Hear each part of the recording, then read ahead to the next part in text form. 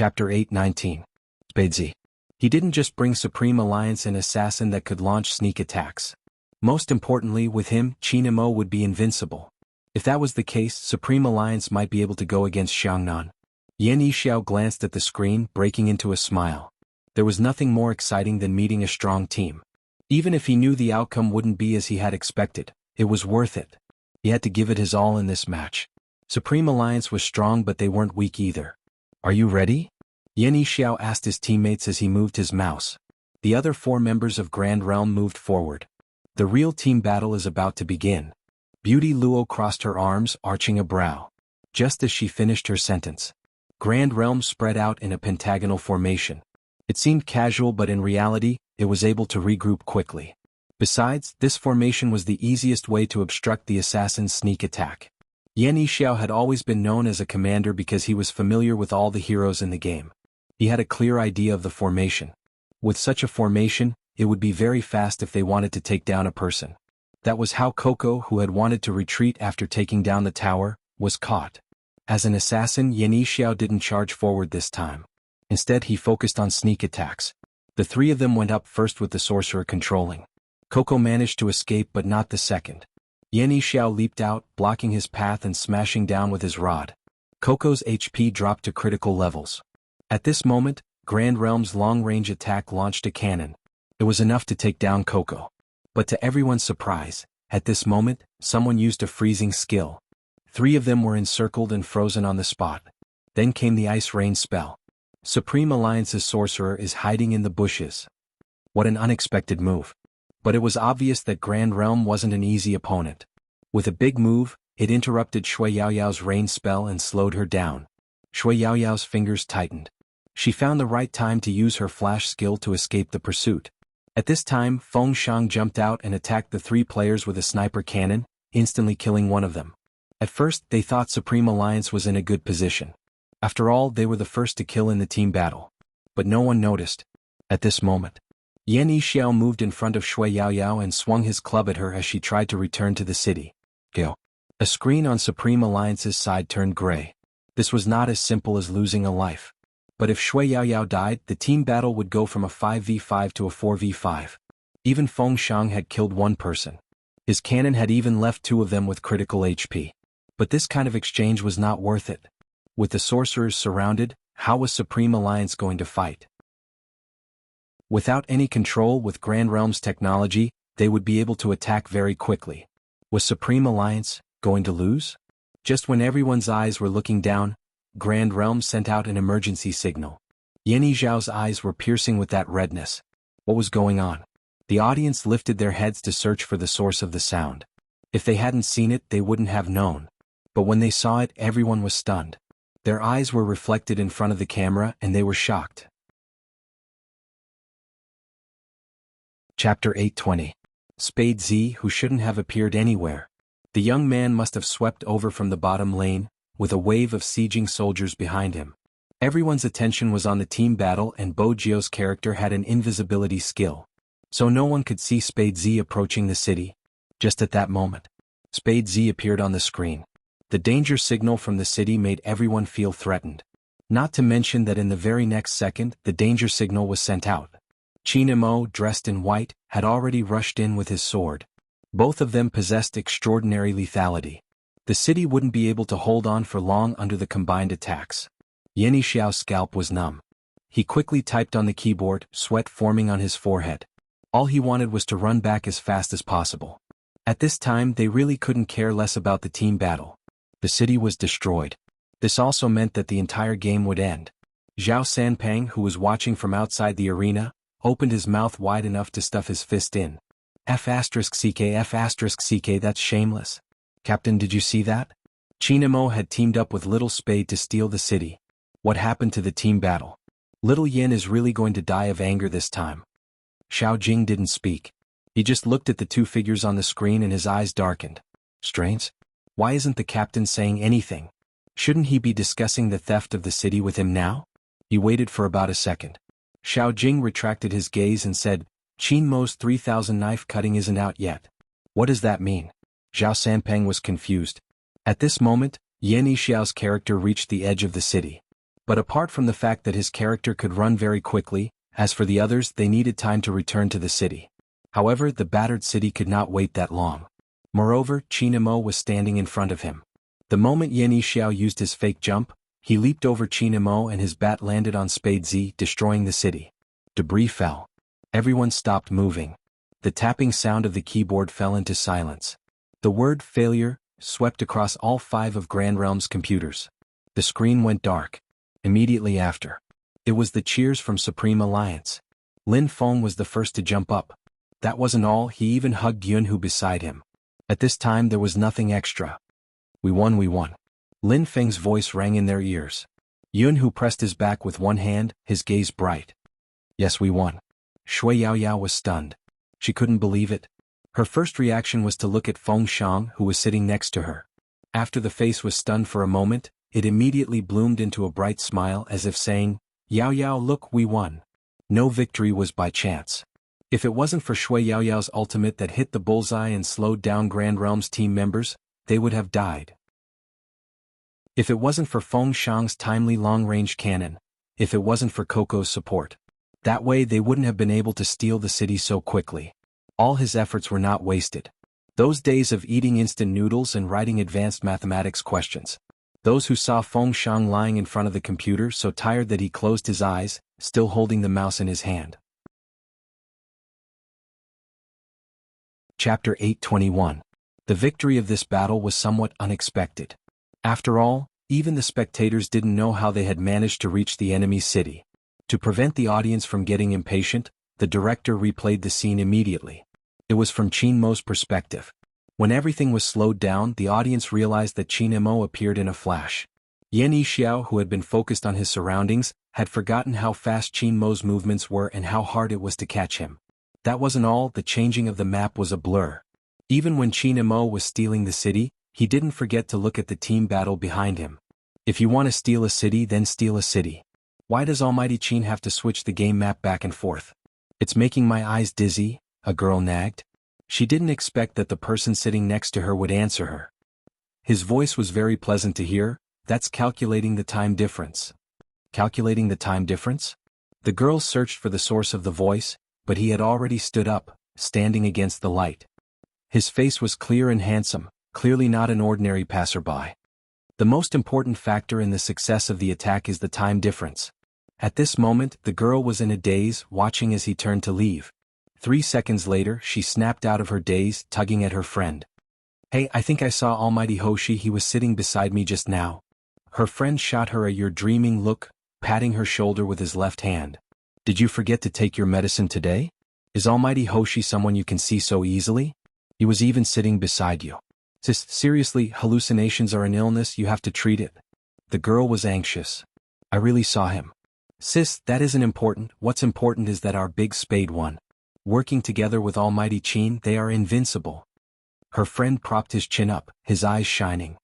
The attack was so cool. The entire stadium was filled with cheers. Zhao Sanpeng was the only one who asked Xiao Jing persistently, Captain, what exactly did you mean by that?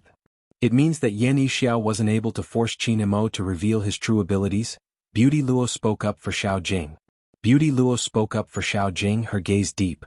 Fatty, do you still remember the first time we faced Qin Mo? Of course. Zhao Sanpeng gritted his teeth at the thought of a certain someone from 3 years ago. That was the first time I saw such an arrogant person. He was just a high school graduate and yet he said he wanted to be the best esports player. Beauty Luo narrowed her eyes. I'm not talking about that. I'm talking about that match. At that time the 3 of us, you, me and Xiao Jing, couldn't stop him. Even if he had a teammate he wouldn't have lost. We would have lost. Zhao Sanpeng paused, then fell silent. Chapter 822. Zhao Sanpeng was silent for a few seconds after hearing Beauty Luo's words. Xiao Jing glanced over, his voice calm. Even if Qin Mo didn't use the 3000 knife cutting, it doesn't mean Yan Yixiao didn't force him to use his true abilities. There is another possibility. With this he paused, glancing up. It's hard for him to use that ultimate move now. Captain, you mean? Beauty Luo's eyes widened. But didn't Qin Mo go to America? Aren't the best medical specialists there? Xiao Jing remained silent. Glancing over, the entire arena was still bustling with activity. Mo, who was standing in the middle, was still as tall as ever. Perhaps, other than his opponent, no one else could see any flaws in his disguise. But that was just a possibility. After removing her earpiece, Bojio glanced over, her gaze landing on his smooth wrist. Mo's expression was still nonchalant as he met the youngster's gaze with the side of his eyes. That handsome face was a little breathtaking, but there wasn't any difference. Bojio arched a brow. Was she wrong? Mo didn't give her time to think, reaching out and pulling her forward. He lowered his voice. Wait for me in the car, there are some things we need to discuss. The commotion continued, but the person was extremely close. He was so close that even though there were many people around, Bojio couldn't bear to part with him because of his melodious voice. She really wanted to ask the Almighty how he would react if she knocked him unconscious and brought him away. He would probably give her a look when he woke up, allowing her to understand. But that was just a thought. Bojio knew it wouldn't be easy to bring the Almighty away. If it was after the National League, she might have thought of using a devious method, but that would have to be when the Almighty wasn't looking. But now, something had to be done in advance. 5 minutes. Bojio's gaze landed on the countdown timer. Then she shifted her gaze back. Almost instantly, a route formed in her mind. The competition venue was a modernized commercial plaza. In this commercial plaza, the outer perimeter of the semicircular fan blades was built into an esports arena. The main building was made of completely transparent dark-colored glass. On the first floor there was a crowded coffee shop. Extending inwards, high-end cosmetics and all kinds of light luxury products were on this floor. The second to fourth floors were filled with trendy clothing. On the fifth floor there were a few dessert shops and a cinema. The route in Bojio's mind led to the fifth floor of the commercial Soho building. You seem to be paying extra attention to the time today. Mo glanced at the youngster with a deep gaze. Bojio knew the Almighty wasn't easy to deal with. A psychologist would be able to notice any changes. Hence, it was better to admit it than to avoid it. I'm thinking about how Brother Mo is going to talk to me later, and I instinctively look at the time. It's even more stressful than playing games. Bojio was serious. Is this the legendary feeling of being unable to sit still? Mo glanced at the clean and fair face in front, his brows arched. Bojio, I'm not sure. I have this skill occasionally. Bojio smiled faintly. Mo watched as the reporters walked over. Before he left, he reached out to caress the youngster's head. When he brushed past her, his voice was melodious. Don't worry, I won't make you restless for too long. Your brother Mo can do whatever he likes. Chapter 823. At this moment the other members walked over. Mo retracted his hand, his expression calm. Everyone from Supreme Alliance was going to be interviewed. Some were joined together and some were separated. Bojio knew it was an opportunity. She glanced to the left. While the Almighty was busy with his exclusive interview and the crowd was in chaos, she retreated while pulling the zipper down. She glanced at the interview and placed the eye-catching jacket on the chair Lin Feng had been sitting on. She casually reached for the cameraman's hooded uniform that was still adjusting the camera. With a twist of her wrist, the uniform landed on her shoulders. She lowered her head and extended her sleeves, pressing down on the brim of the cap with one hand before heading towards the backstage. At this moment, everyone's attention was focused on the interview. None of them noticed her actions. After all, it was as if she had done those actions countless times. The Real Z could use anything at hand as a disguise. This was also the reason why it was so difficult for the police to catch her in the Fifth Avenue. The most difficult part was how to escape from the crowd. After all, Bojio's silver hair was too eye-catching. Even with the uniform as a cover, there was no guarantee that she wouldn't be recognized. Hence it was a risky move. Bojio tried her best to relax. She hadn't done such things for a long time, but her disguise skills hadn't deteriorated. While she blended in, she lowered her face and reached for her phone with her left hand. She tilted her head in a practiced manner. Where is the thing I want? The moment Bojio made her move, Hoshino stood at the spot with the best view. He had a Bluetooth earpiece in his left ear, his features as clear as a painting. Walk another 100 meters and there will be an air vent on your left. Once you enter, there will be a washroom 300 meters away. It's the men's washroom. There's a package under the second sink on the first row. All right. Bojio didn't waste her time. She kept her phone and walked away, fitting the mood of the nerds who had just finished watching an esports competition. The people around them were still talking about the game that had just happened. The number of times Bojio heard her ID wasn't small. She pressed the brim of her cap down. I never expected Supreme Alliance to be so good this year. Of course, don't forget Spade Z is in there. Boss, do you think Spade Z is the one we played with previously? Nonsense. If it wasn't him, who else could it be? When you go to number 1 middle school in the future, make sure you don't hurt our allies' hands, understand? Bojo lifted her lids. It wasn't until she looked that she realized he was the troublemaker from the neighboring school. That underling was still listening to the scolding next to him. No way, boss. Since ancient times, our number 2 middle school and no 1 middle school have always been incompatible like fire and water. What if we get into a fight and they mistake us for someone else? How could you not recognize his face? The troublemaker finally said something reliable. The underling thought about it and felt that it was indeed a good choice. After all, he was so outstanding. Wait a minute. The person who looked at him just now. Boss. The underling anxiously tugged at the troublesome guy's school uniform. The troublemaker immediately looked back. What's wrong? Is there a beauty? Where? She's not a beauty?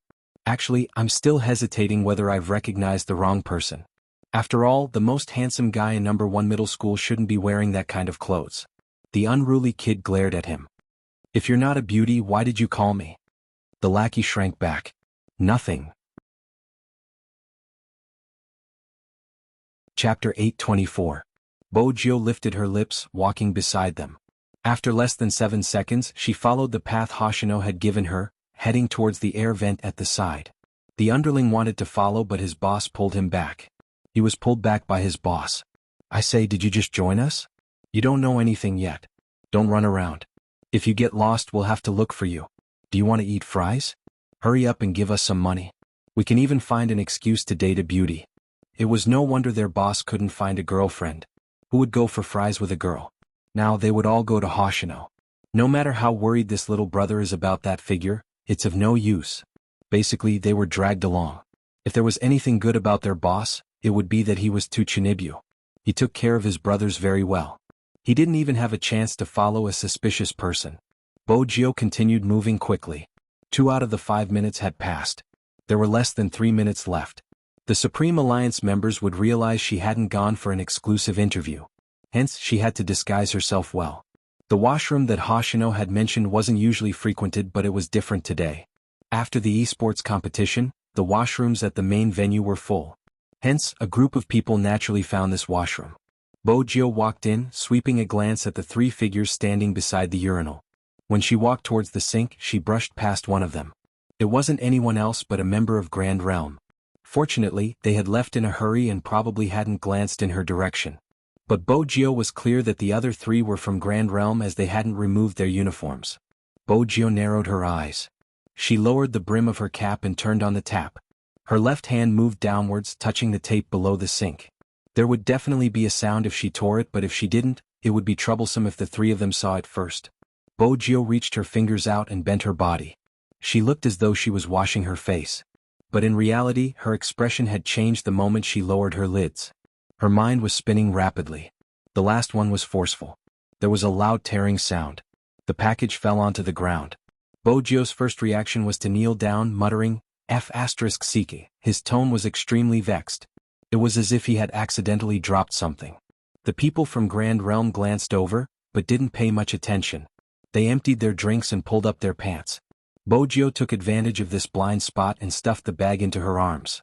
After they left, she stood up and locked the bathroom door. Most of the bathrooms in this kind of place were very high-end. There was a row of sinks with quick-drying machines and hand sanitizer. There were also some coffee bean dregs so there wouldn't be any odor. Instead, it was very clean. The youngster in the mirror changed clothes very quickly. When she took off her coat, her left hand had already torn open the package.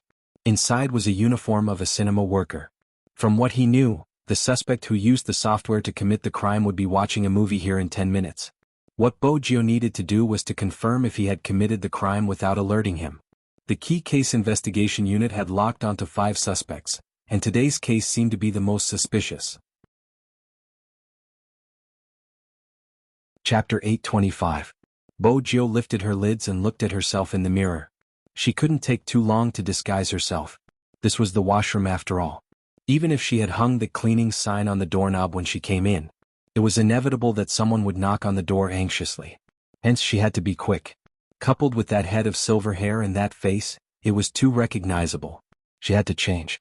This time, Bojio didn't choose to wear a wig.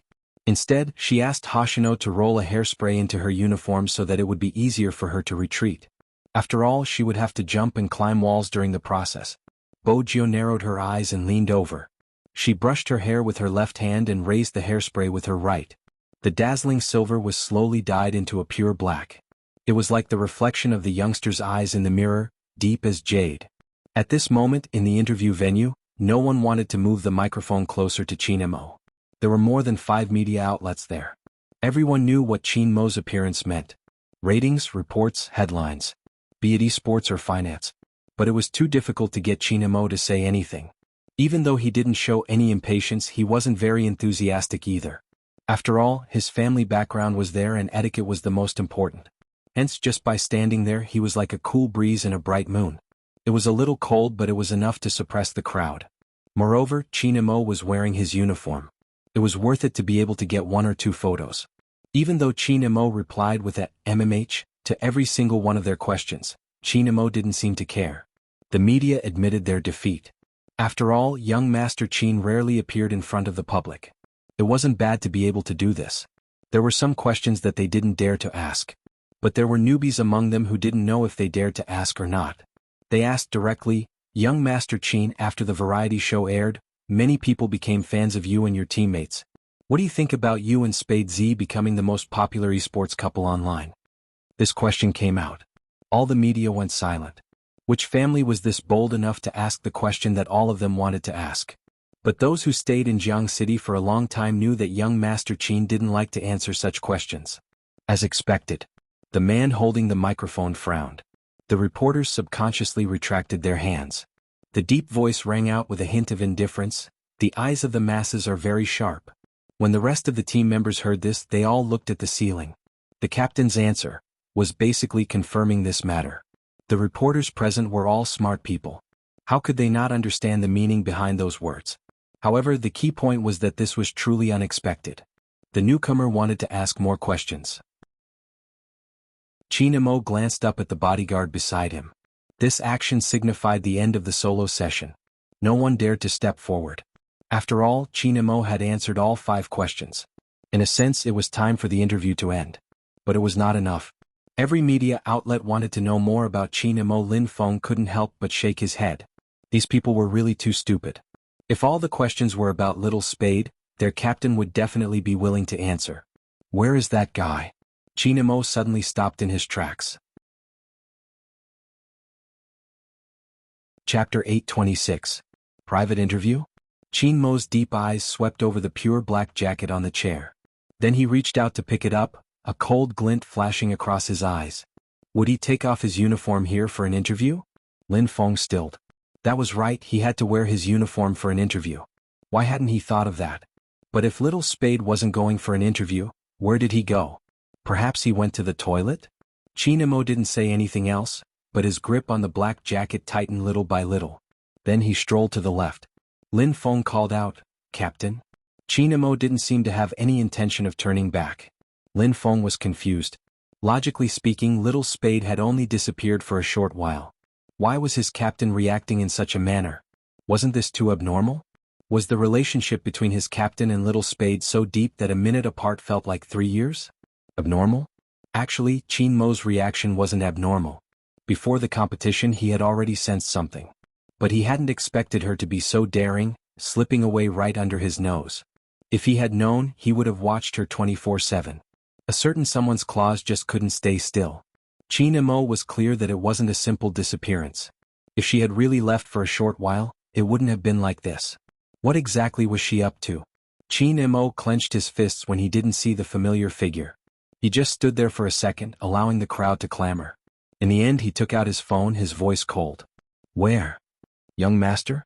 The Special Forces soldier, who was hesitating over the cotton candy, gave up on the thought of queuing with the kids after receiving the call. With his height, the little cuties around him had already treated him as a weird uncle. He left the commercial square regretfully, reporting seriously, outside the esports arena in the middle of the crowd. Chinemo glanced up, his breathing heavy. "Send me the blueprint of the entire commercial square, including the hole in the ceiling." Yes. The Special Forces soldier replied immediately. Young master, are you trying to catch the suspect? Chinamo paused. Suspect? Young master, have you forgotten that the crime squad is nearby? The soldier was holding an ice cream cone in his hand, and it was hard to tell who he was.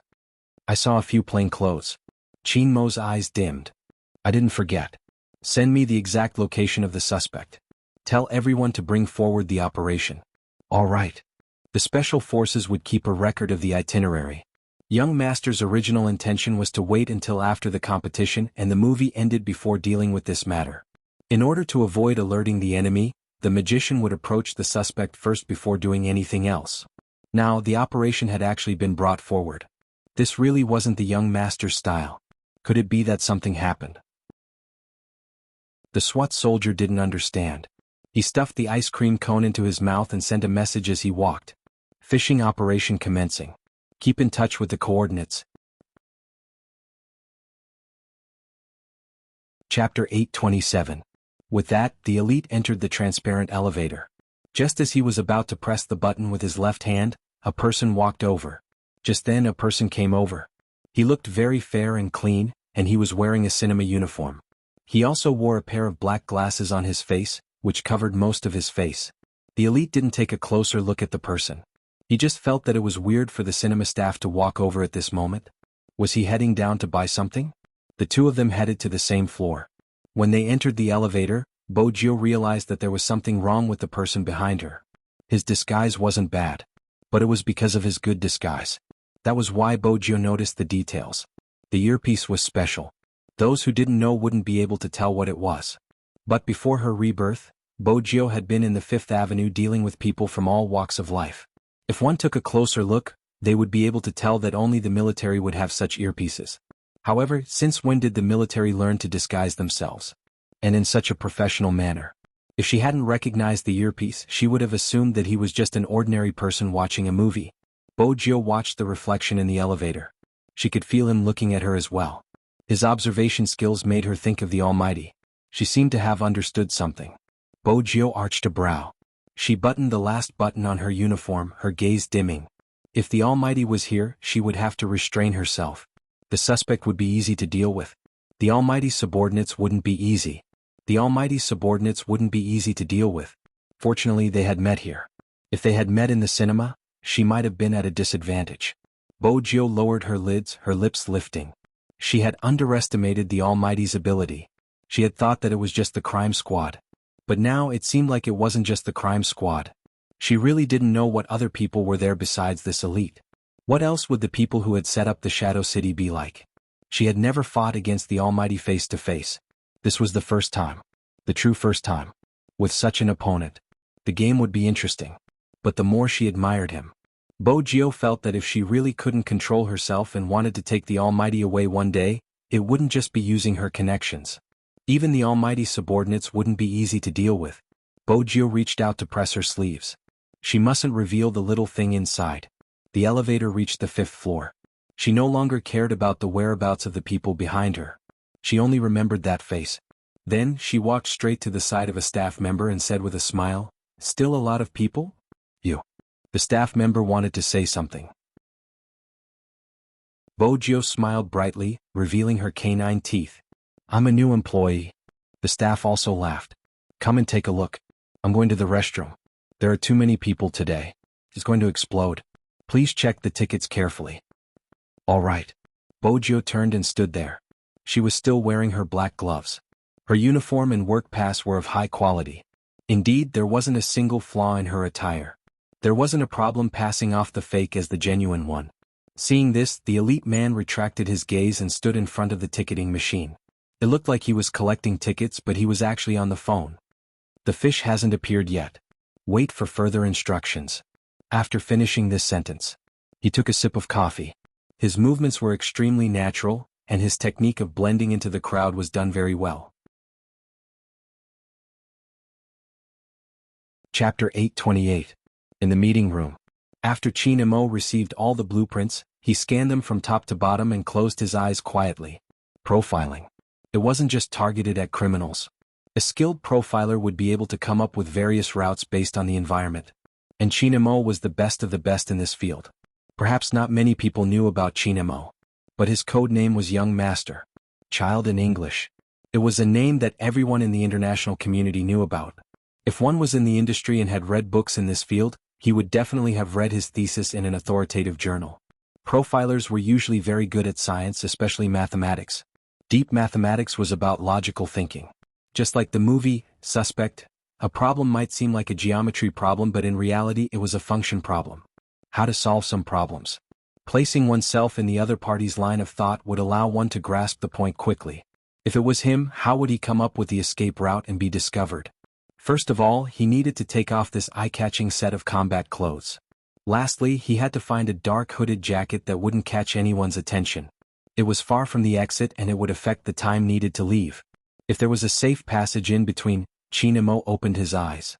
Like a ray of light, his gaze landed on the left side of the meeting room. It was only a few hundred meters long and there was a fork about 100 meters away. It wasn't easy to find a single person in a video with so many people. But if there weren't many people, it wouldn't be too difficult. Chinamo paced, his footsteps carrying the wind, but there wasn't a hint of panic. His aura was natural. He held his phone in his left hand, not bothering about the commotion on the other end, interrupting Director Huang's excitement. Get your men over to the surveillance room. Director Huang was excited. You want to help? That's great, with your ability and our ability, we will definitely succeed. Chinmo's voice was calm. What do you intend to do? Arrest him? Director Huang narrowed his eyes. Of course, that person is too dangerous. He's an AIDS carrier and is constantly looking for new targets to kill. We aren't sure who the next target is and we don't know who leaked the news. Just a moment ago there was an online report about it. The media has already started an investigation and the higher-ups have ordered us to solve the case within 48 hours. If we don't solve this case, it will be even more difficult for us to deal with the public opinion. After Chinamo heard that, he only said one sentence. First, confirm if he is really a criminal. Even if you catch him without evidence, everything will be in vain. This was what Director Huang was worried about. Without evidence, he could only imprison the other party for 24 hours at most. And if it wasn't this person? If news of their operation were to leak out, they would not be able to survive. It only makes people wary of the real criminals. Director Huang gritted his teeth at the thought. After all, this case was too unique. All the suspects were deduced from Chinmo's psychological profile. However, they had not found out whether there was anyone among these people, so they could not be sure. There were too many people at the hotel that day, so he could only make a rough judgment based on their height and appearance. There were many loopholes in this judgment. You know, the higher-ups. Director Huang scratched his head. Chapter 829. With Chinmo's words, Director Huang felt much more confident. Actually, he was under pressure. The higher-ups wanted them to solve it quickly. But the culprit's methods were too skilled and his anti-investigation ability was too strong. After the case, if it hadn't been for Chinmo's directions, they might still be searching for a needle in a haystack. The crime squad had changed in recent years. Director Huang understood that, but fortunately, his subordinates were hot-blooded. They had sacrificed a lot to maintain the safety of the city. Actually, this was how it was like to be a detective. If they couldn't solve the case, they would be criticized by the citizens. Director Huang had to admit that some of the external staff were used to minimizing the big problem and turning it into nothing. They were used to not doing anything. He couldn't explain the system. But there was still a group of people who would stay in the car for 24 hours just to catch a criminal, afraid that they would miss any clues. And he was the same as that group of people, seeking a clear conscience in this industry. Director Huang placed the pen in his hand down and called his subordinates. They wouldn't arrest him as per Chinmo's instructions. As for the higher-ups, at most, he would be scolded again. At this moment, Chinmo didn't go to the surveillance room. Even though he knew that if he went to the surveillance room, he would be able to find out what that guy was disguised as from the clues he had, he still didn't go. Perhaps this was Chinmo. There was an invisible police uniform on his body. At such a moment, he could put his emotions behind him and take on all the responsibilities he could. And it was because of Chinmo. That was why Wuxia wanted to bring him back. This world was too flashy. But there was such a person. He had a clear and cold aura like a jade tree, bright and clear, aloof from the world. He would never be swallowed by the darkness. He was completely different from her. It made her heart itch just by looking at him. But Wuxia didn't have the time to think about Chinmo now. She had asked Hoshino to prepare for the day purely to get close to the suspect and find evidence while also finding clues about the person impersonating her. She didn't have the intention to leave now since the National League wasn't over. But there were some things she couldn't control. Some people used the excuse of liking her to commit evil deeds, distorting the truth and forcing her to leave early. Bojio knew that she could settle many things, but she couldn't do anything about human nature. Whether it was the organizers who pretended to be fans or those who were incited, if they did it the first time it was fine. If they did it the second time they could say that they were still young. If they did it the third time they knew what they were doing was hurtful, yet they still said that they were wronged. The existence of these two people was like a small criminal base in today's society. The core of their distorted worldview was selfishness. They didn't like anything but themselves, so they didn't care about ruining other people's hard work. After all, they still had a trick up their sleeves. They could say that they used to be true fans who were forced to become anti-fans or some groundless scandals. Being despicable was always the pass for the despicable, and this had nothing to do with age. Chapter 830. Lawyer Bai was a clear-minded person, reminding her, with your identity, dealing with them will only give them a reason to accuse you of bullying the weak. Don't forget, you are a member of Supreme Alliance and your actions represent the public. Of course, if you don't deal with them, both you and Supreme Alliance will have to bear the blame since you are professional players. She didn't reply immediately, waiting for Uncle Ian to leave before replying. If I wasn't a professional player, would I be able to deal with them? Supreme Alliance wanted to fight a vigorous esports competition. How could they allow such a group of people to tarnish the competition with so many people's hard work? She wore the combat uniform to win. If some people wanted to hit her with the 1-inch punch, then she would take off the combat uniform and go and clear the obstacles. The suspects were the first to be dealt with because to Bojio, there was nothing more important than a human life. In certain aspects they were extremely similar. It was hard to imagine that one of them was in the open while the other was in the dark, but they were the same type of people. They wanted to catch criminals. Even though their methods were completely different. Bojio glanced up, glancing at the clock hanging in the middle of the theater. The ticketing began. At this moment the elite man's earphones rang. He hadn't expected it to be his boss. Don't go in, pass me the ticket, I'll go.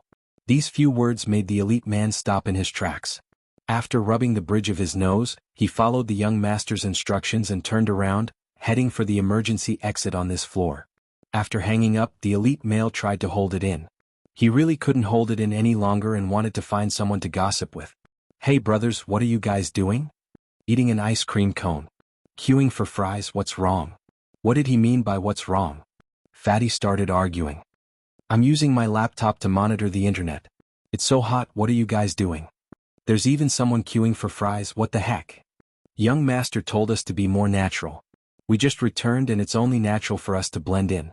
The food in Jiang City isn't bad, it's much better than in America. Shut up. Fatty was sweating profusely from the heat, taking over the surveillance room. What they wanted to see was who else would follow them other than the key case investigation unit. As for the matter of returning, Fatty only found out about it today. On the surface, he had always been an external member of Supreme Alliance. In fact, he was by the young master's side, and his role was to contact the outside world.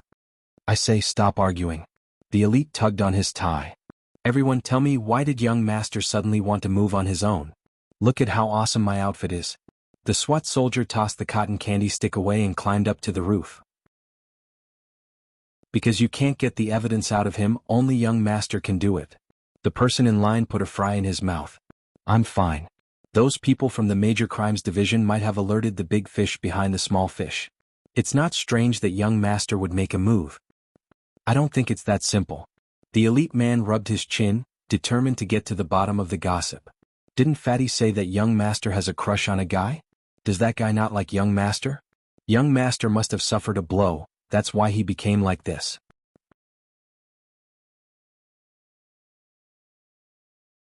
Chapter 831. Through the earpiece, the voice managed to reach everyone's ears. Fatty immediately pretended not to hear anything. He kept quiet and started to encourage his friends. The other two were lying on the ground like corpses. That was awkward. They were gossiping about their boss being caught behind their backs. The elite's scalp turned numb. He turned around and saw the elegant and handsome face. Somehow he felt touched. It had been a long time since he had seen his boss alive. Young master, I'm definitely concerned about you. The elite tried to explain himself. Chinamo arched a brow. He didn't waste any time and took action. Thank you for your concern. The elite watched as his boss robbed him of his jacket, gold-rimmed glasses and his handbag. He didn't even leave a watch for him. In the end, he was left with a pair of long johns and a shirt. As a magician, he had never been in such dire straits. Compared to his boss, who was full of charisma, he looked like he had just been robbed. Wait a minute, young master, at least leave me a wallet. Chinamo naturally wouldn't stop. He even changed his hairstyle. His usually loose black hair was combed to the back of his head. There was a scar on his face and he looked cold and restrained. At this moment, Fatty sent a message. The suspect has arrived from the surveillance cameras. They are now checking the tickets. Chinamo tossed his handbag to the elite. His left hand pressed on his earpiece and tucked it into his black hair. This was the perfect disguise. The elite hugged himself at the side. He couldn't help but ask, "Young master, you clearly know that the person who appeared this time is a fake Z. Why did you get the crime squad to investigate this case?" "Because the fake one is more dangerous than the real one." Chinmo's voice was calm but his gaze was deep. "Z wouldn't do that." "What do you mean by that?" The elite wanted to know what his boss was thinking. Chinamo stopped in his tracks. "Do you think the person I treat as my opponent would make use of others to do things? Z has always been a lone wolf. Not harming people's lives is her principle. From the maiden's sacrifice to the AIDS case, every time Z went against the police, it was always because there was an inside story behind the case. These two cases were just people using others to commit crimes. The essence is different. If that's the case, why didn't you tell Director Huang that it's fake? Director Huang might really think Z is the one behind the operation."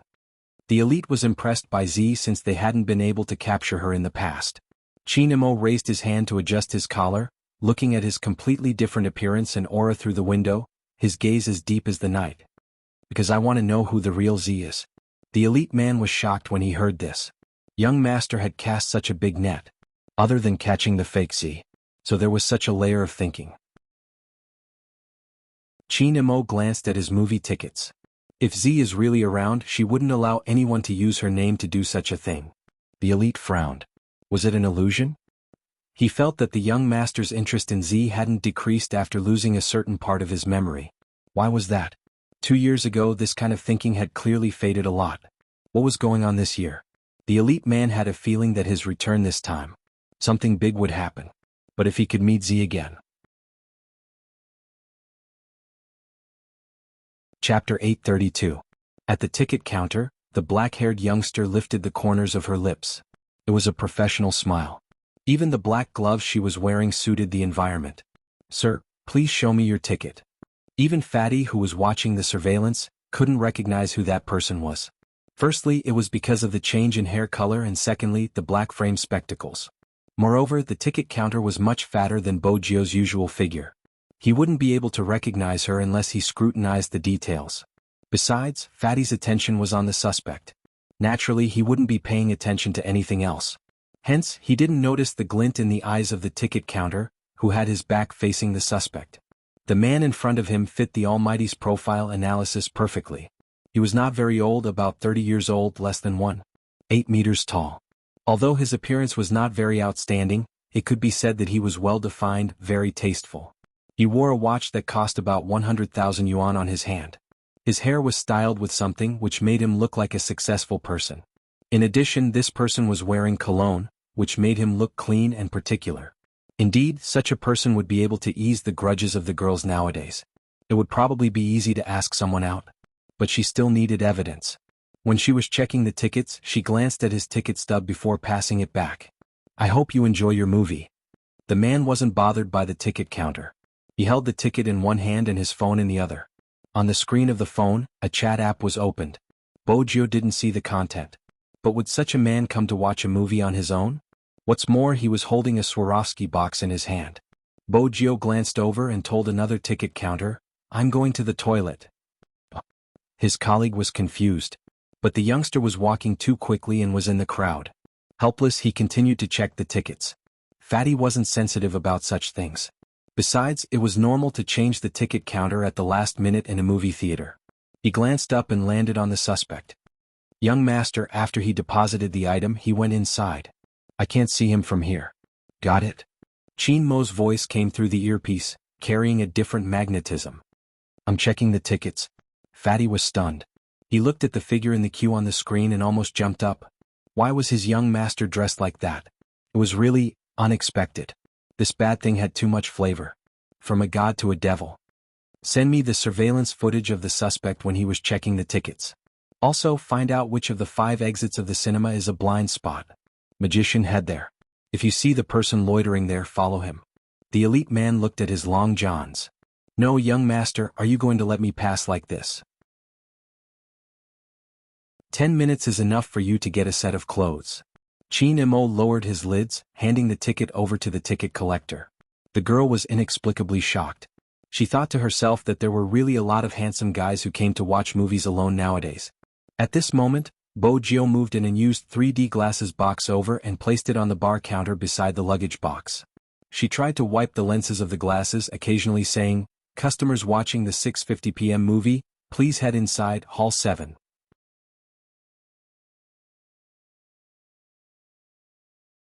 Chapter 833. Once she was clear of all the surveillance angles, Bo Jio discreetly shifted the 3D glasses case upwards. The angle it blocked was coincidentally the suspect's storage cabinet. Once she was done, Bo Jio narrowed her eyes. There wasn't enough time for her to get the password. If she pulled it forcefully, the alarm system would be triggered. Why not let someone else open it? Bo Jio arched a brow and broke a pair of glasses. The 3D glasses broke the alarm system on the cupboard. Then she stood up and walked towards the manager like a competent staff member. "Manager, there's a problem with the storage cupboard." The manager followed her immediately. He took a look at the storage cabinet. There was indeed something wrong. In such a situation they could only reboot it and restore the password. That would take some time. At this moment the movie was about to start. Chin Mo walked along the darkened tunnel, glancing at the faint light coming from his seat. He stopped, his voice calm. "Excuse me." This sentence was directed at the 2 best friends behind the suspect. Chin Mo didn't even glance at them. He was just like an ordinary audience member. The best friend retracted her legs.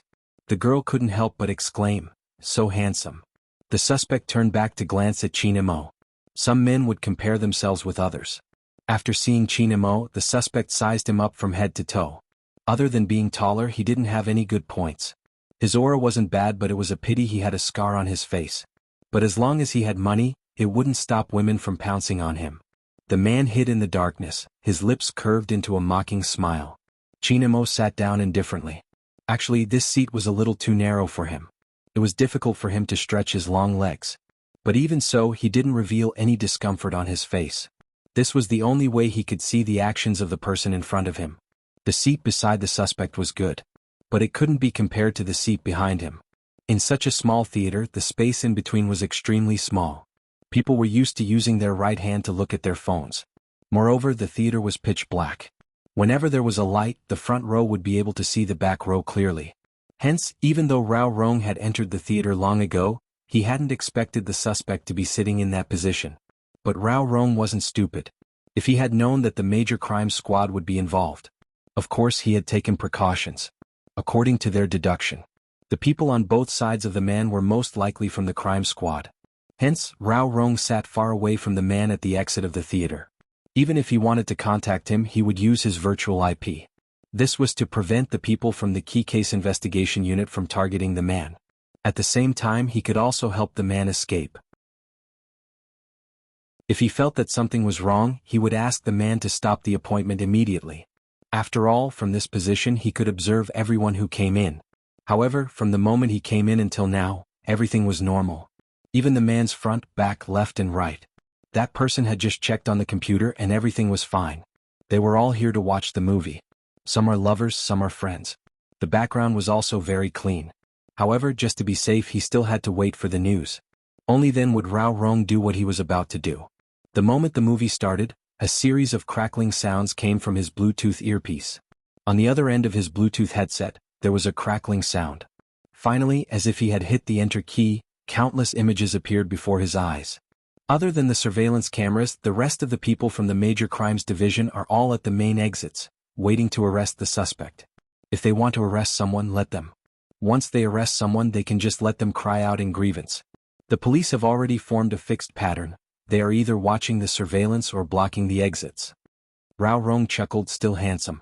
He lowered his voice so low that no one could hear him. They definitely haven't played hero before. They wouldn't even know how to form a team to catch someone. They have to learn. You chose to take action today to avoid Chinemo, didn't you? Now isn't the time to go against him. The person in front of the computer had a calm expression on his face. The best way to defeat them is to destroy their hearts. For someone like Chinemo, no matter how smart he is, he has to abide by his so-called principles. Anyone's life can be a threat to him, not to mention those who are important to him. This can be our breakthrough point. After all, in this society, there are many people who can say that they are wronged after being forced into a corner. That young Master Fu should have experienced this pain. The Wu family did a good job, pretending to be a fan, first infringing on the rights of others before making a fuss. In the end, she took the opportunity to bite back. It's a pity she's already in prison, otherwise, we would be able to find out more about the police's movements. But it doesn't matter, what's happening now is just child's play. When the time comes, Chinemo will know that the human heart isn't as strong as he thinks, it's easy to break. Rao Rong listened to the words in the earpiece, glancing up at the booking notification on his phone. 30 minutes later, the sky turned dark. Someone took the bait. Look at our harvesters, they seem to be addicted to it. Go, I will keep an eye on the people from the key case investigation unit. Tell him not to drive the car in B2, there are people guarding it. Go to B3, a dark black Honda SUV. Tell him that the car key is in the Swarovski package he bought. Remember, don't touch it, use your cell phone to inform him of any news. Rao Rong leaned back, his gaze heavy. I understand. If it's just the people from the crime squad, even if they leave, they probably won't notice. Every plot is within my expectations, but I'm afraid Chinemo will ask for a last-minute adjustment. But he probably doesn't have the time now. So what if they won the competition? The impact of Wu Jin's actions will still be felt. Rao Rong, don't belittle those high schoolers who feel wronged after taking advantage of others. Using the words true love as a prelude to distort the truth, it won't be easy to deal with them. This will help our plan and divert Chinmo's attention. Chinemo won't be able to leave anytime soon unless he doesn't care about Supreme Alliance's reputation. Rao Rong replied faintly, that's why I hate being a professional player. After this incident, Chinemo will probably hate it as well. There are too many liars in this world, some even taking other people's glory as their own, accusing others after stealing something. It isn't because they are young but because they have no bottom line. That's what you want Chinemo to know. There are many people who can't be saved and yet, you have to watch them gloat because they didn't kill anyone, it was just a small crime. But the lethality of these small crimes isn't any less than a stab. The person in front of the computer stopped typing. Rao Rong, are you blaming me? I wasn't involved in Wu Jin's incident. I've said it before, I don't have to do anything. Stealing someone else's thing makes them a criminal. Was I the one who asked them to steal? Rao Rong, that's what they wanted to do. Those who didn't want to do it wouldn't have joined them. I'm just a bystander. But thanks to them, the maiden's sacrifice can be restarted because I've found a new target. She's injured and weak, one touch and she'll probably break. Look at how painful it is to live, I'll go and console her. Rao Rong didn't want to discuss this topic anymore, he was already numb.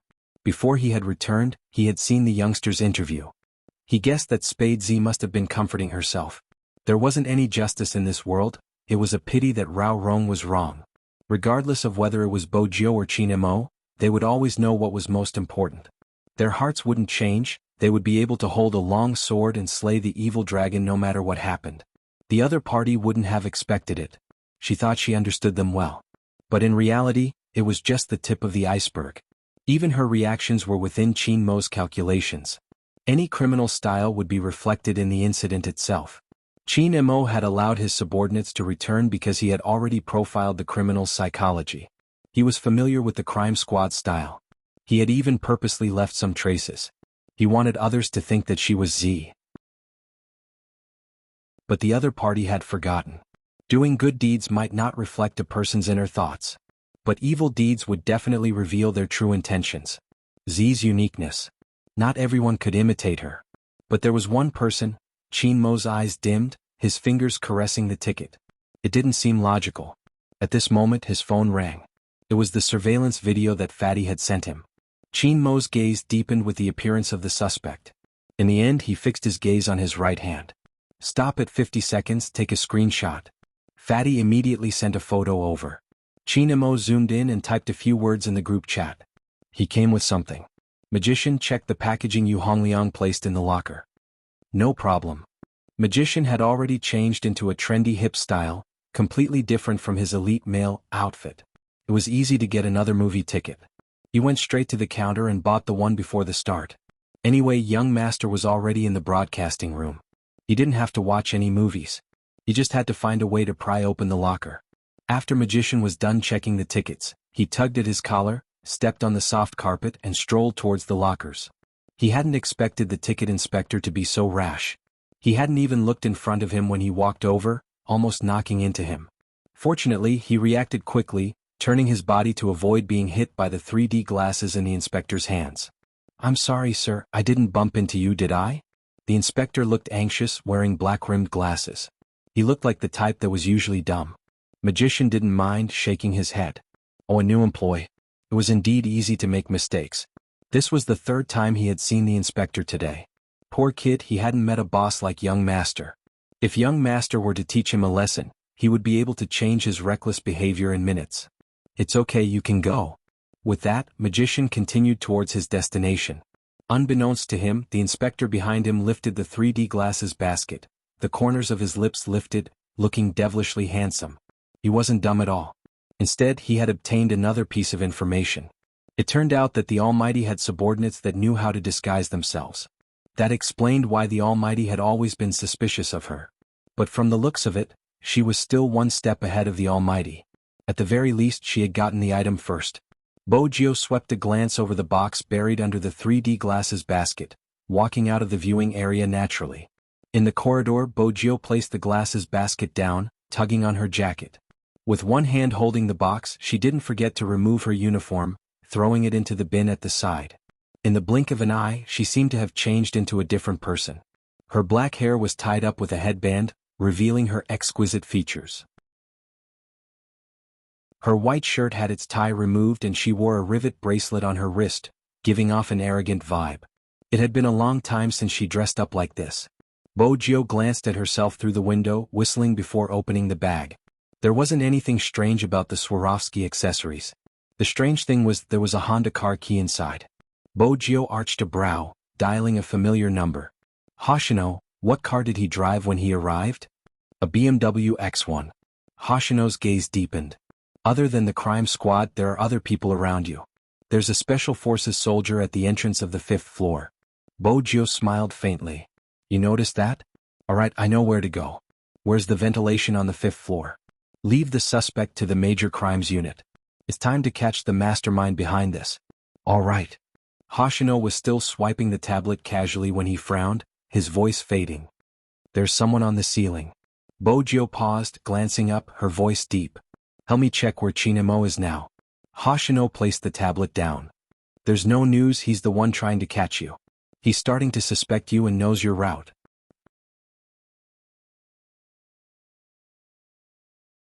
Chapter 834. All right. Hoshino stood up, still holding onto his phone. According to your location, there are 2 paths you can take. 1, retreat now. 2, there will be a Boonie Bears cosplay in 3 minutes. There will be a lot of people and I believe you have a way to blend into the crowd. Bojio kept her car keys, stuffing one hand into her pocket and smiling mischievously. I need a girlfriend. It's a pity I'm not. Hoshino slid his fingers, already used to her way of speaking. Bojio scanned the surroundings. It's weird for someone as handsome as me to watch a movie alone. I don't have a girlfriend, it will only give people the impression that I'm not alone. With that, she hung up the phone and walked into the crowd. She took out her wallet and asked the cashier at the counter, "Do you have a bucket of popcorn? There are 2 of us." "Hello sir, if there are 2 of you, it would be more suitable to buy a set meal for 2. Other than the popcorn there are also 2 cups of Coke." The staff at the theater had always been nice. Bojio smiled faintly. "Then I'll take the set meal for 2. Alright, enjoy your movie." The cashier passed the items to Bojio with a smile. Bojio walked to the resting area with the popcorn placed in front of her face and 2 cups of Coke. She looked like a rich second generation waiting for his girlfriend. There were some girls who couldn't help looking over but they wouldn't realize it was Spade Z. With the headband and bracelet as well as that different expression, it was indeed hard to recognize her. But no matter how perfect the disguise was, it couldn't fool familiar people. Especially Chinemo, who liked to pay attention to the details. The surveillance footage was about to end. The suspect's image was coming to an end. Fatty was about to cut off the transmission. Chinemo suddenly typed, "Send me the contents of the first 3 seconds as well." The first 3 seconds? Fatty bit the cable of the earpiece and sent another part of the surveillance footage over. Is there any difference? Chinemo didn't answer his question. Instead, he sent a few words. Slow down a little more, stop. Stop. Fatty looked at the ticket inspector who appeared on the monitor. He didn't understand what his young master was looking at. Chinemo narrowed his eyes. It was as though a black mist was being emitted from his eyes, sending chills down one's spine. His fingertips pressed on the words. Look for the ticketing staff, there's something wrong with him. Something's wrong? Fatty could not tell. His uniform is still there. What's wrong? Chinemo replied quickly, there are so many people at the ticket check-in. Normal ticketing staff would be looking down at the tickets and checking the tickets as soon as possible. They wouldn't bother to look at the appearance of a person who came to watch the movie. This person has been sizing Yu Hongliang up for too long, 10 seconds. He isn't simple. When Fatty heard that, he looked at the surveillance footage again and found it strange. Is it the big fish behind this? No.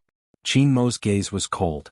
Through the phone screen, Fatty could not see the chill in his boss' eyes. It's not the big fish behind us? What's that? The boy you were talking about, the boy I like. Chinemo replied in the group chat. Magician almost fainted when he saw it. The other 3 didn't dare to speak.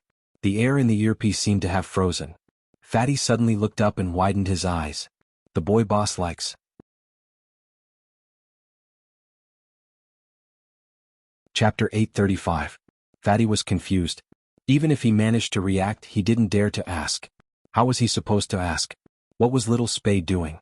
Who would wear a ticket inspector's uniform for no reason? He was obviously hiding something.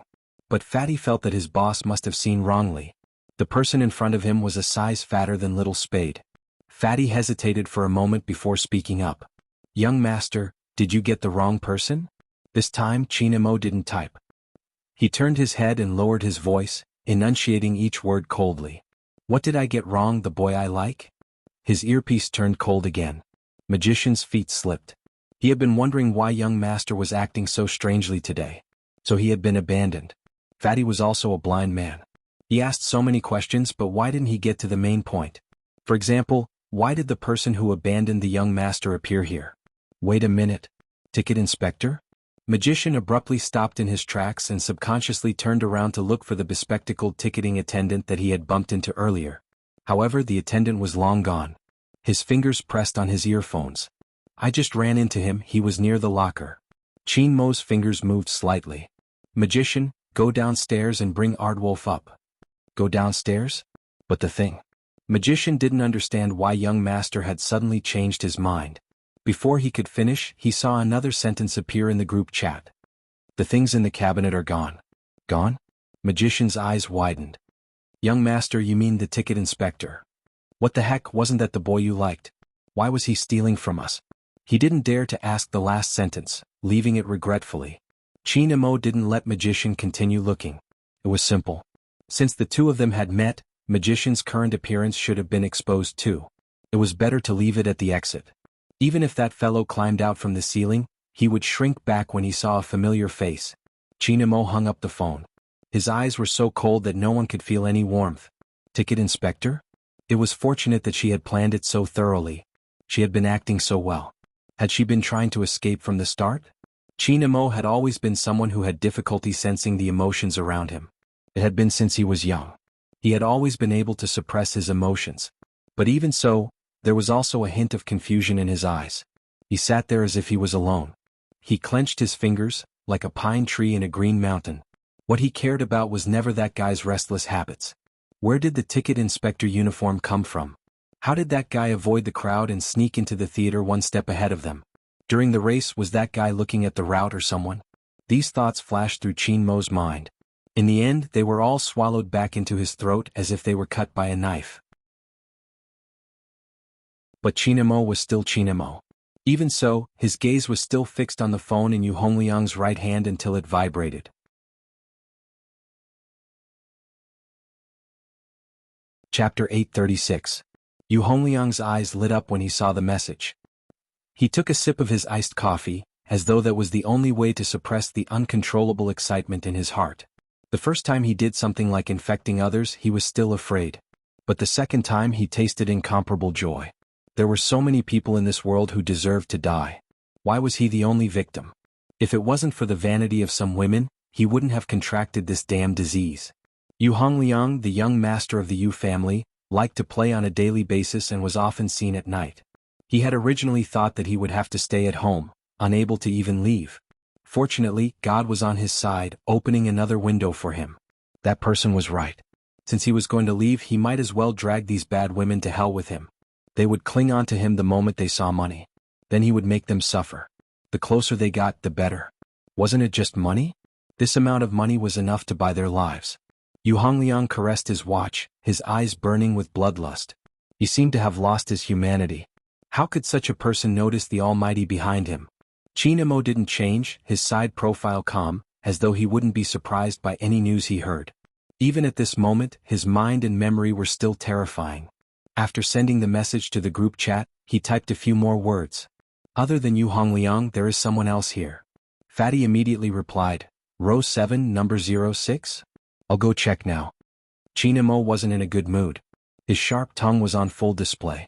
Do you think criminals are stupid enough to write their location on a text message? Do you think it's a game of hide and seek between primary school students? MMH? Qin Mo's sent chills down his spine. Fatty choked for a moment. He finally understood Little Spade's influence on Boss. It couldn't be seen on the surface. It was all hidden in his heart. In the cinema, Qin Mo lifted his lids, taking 2 glances at the cinema. He had an answer in his heart. Row 7, number 06 is a trap, the outermost on the right from the 1st to the 15th row. Mark the location according to the serial number and give me a list. Yes. After listening to Qin Mo's explanation, Fatty came to a sudden realization. From the beginning of the case, the other party was best at escaping. Moreover, his plan was meticulous and he wouldn't make any mistakes at the crucial moment. Indeed, there should be something in row 706, but even if there was something, it didn't mean that the person was there. It could even be said to be more serious.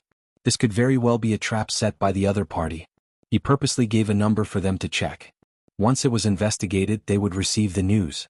After receiving the news that melon kid Yu Hongliang didn't make a move, they wouldn't even be able to get a fish on this trip. After all, the other party still had a hacker, even though it was a fake. But this impersonator's level was really not much different from Z. They had to be on guard. At this moment, it was time to see who could keep their composure. Qin Mo was indeed nonchalant. Other than grabbing a certain someone and breaking her claws, he didn't care. However, even through the phone, Fatty could feel his boss's heart. Otherwise, the question, how long until the movie is over, really didn't sound like something the young master, who had always been indifferent, would say. Little Spade, oh little Spade, don't let young master catch you.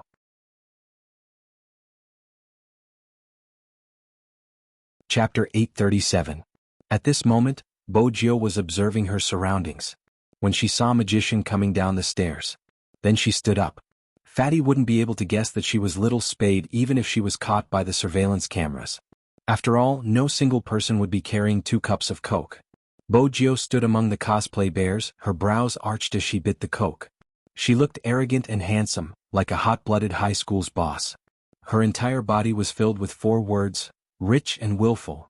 She looked like she was waiting for her girlfriend, her posture a little unhappy.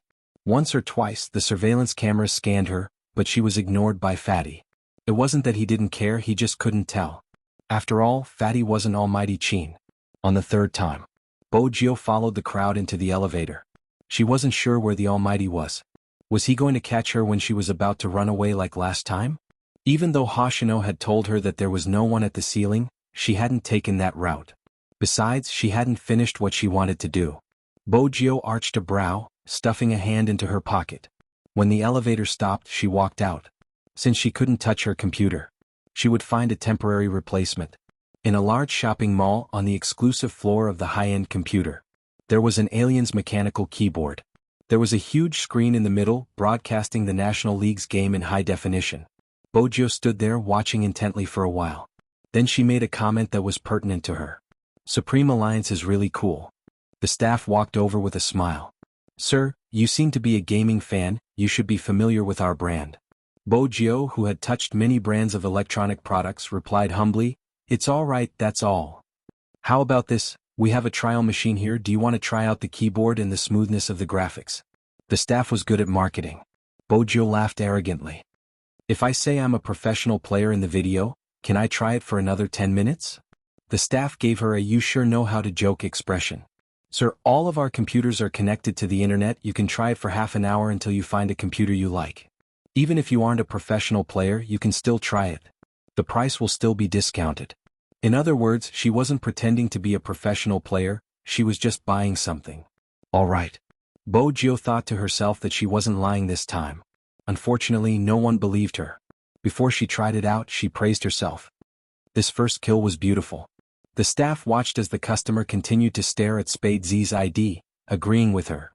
Indeed, such smooth movements aren't something anyone can achieve. Good taste. Bo Jio reached out and patted his shoulder. The shop assistant, who was suddenly patted on the shoulder, was dumbfounded. This allowed her to fight for a more suitable trial computer. According to the shop assistant, since this person liked Spade Z so much, he would definitely buy the computer series for the Supreme Alliance. This machine has a hard keyboard with fast keystrokes. The graphics card has been upgraded. Don't be fooled by its clumsy appearance. The kernel is very fast. Bo Jio tapped the keyboard with her index finger and smiled. "I'll use this one." He could send the information to the key case investigation unit without leaving any traces.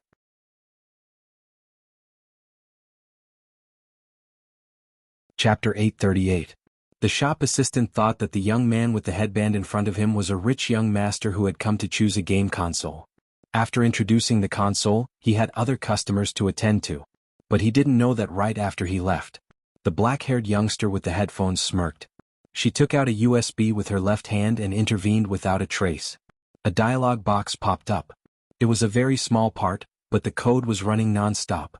Z was best at hacking. It was the integration of resources. Thousands of computers around her worked for her at the same time. No matter who it was, the firewall of a commercial plaza wasn't very tight. It was vulnerable in front of a hacker. Hence, it wasn't difficult to infiltrate. The difficult part was to find traces of other intruders without being hunted down by others. This was the most profound hacking technique. Most people would choose to find an entry point from the surveillance room. But Bo Jio chose to avoid this point. She didn't stay in the surveillance room and directly controlled the cinema network. Some people said that if she infiltrated the cinema system, she would be discovered immediately. After all, the bar counter required tickets. Don't forget, there was something called the movie ticket collection machine. It was connected to the cinema network, and the cinema network was connected to the entire mall network. When the image unfolded, the youngster's long fingers on the keyboard suddenly sped up. The clicking sound was hidden in the hustle and bustle of the crowd. Even if someone heard it, they would think that someone was playing a game. Everyone who had been to a large computer experience store would know what it was like. Other than the sound of the keyboard, there was only the sound of the game. Moreover, with the popularity of Hero, no one could tell what she was up to. No one would notice the change in her gaze. Like a rising crow, she flew through the 3D map formed by the IP address and headed straight for the center. It was just an instant. The firewall was destroyed. The youngster's beautiful thin lips opened slightly. Let the hunt begin. Swoosh. The computer was operating at high speed. A couple who were collecting their tickets were puzzled. Why did the ticket collection machine in front of them suddenly stop working? They called the staff over. The staff took a glance and smiled. It's a malfunction. You can use the ticket collection machine at the side. But the one next door wasn't that effective. 5 ticket collection machines malfunctioned at the same time. The staff thought it was a network problem. After all, it only stopped working for a minute. A minute later, everything was restored. No one paid attention to the hall. Other than the special forces who had come here, anything abnormal at this time would be a problem. This had always been his principle. He pressed on his earpiece and said in a low voice, "Young master, there's a situation. The ticketing machine is malfunctioning. I suspect that someone is attacking the network." When Chinemo heard that, he typed 2 words with his fingers. Fatty. Fatty was a little flustered. After all, he was the one in charge of monitoring the abnormalities in the network. However, he said, "There are no abnormalities in the surveillance room." Chinmo's eyes dimmed. His typing hand was beautiful, giving off an aura of abstinence. Nothing out of the ordinary is the biggest anomaly. Fatty, don't move, continue watching the surveillance. Wolf, find out which floor the electronic experience store is on. Don't use the mall's internet, ask someone, use the most primitive method. The Special Forces soldier received the order and moved immediately. Chinamo sat on the spot, the coldness in his eyes at its lowest. Fatty didn't know that. At this moment he had become Bojio's first target. The enter key rang. A page appeared on the screen in front of the youngster. The owner of the page was still watching the surveillance. He hadn't expected anyone to discover his location so quickly. When Bojio saw that face, she arched a brow. She didn't attack. Since they were from the same team, she wouldn't start a conflict at this time. Of course, more importantly, if she teased Fatty and alerted him, it wouldn't be worth it. But the Almighty was ruthless. Such a comprehensive surveillance. Was he trying to catch them all in one fell swoop? Bojio caressed the bridge of her nose, feeling slightly guilty. She glanced at the virtual IP settings in the mall, widening the search area. Her fingers moved swiftly without any pause. The so-called network attack usually altered the original data. As long as she found the altered data, she would be able to find out the infiltration route. Of course, the most important thing was to hide.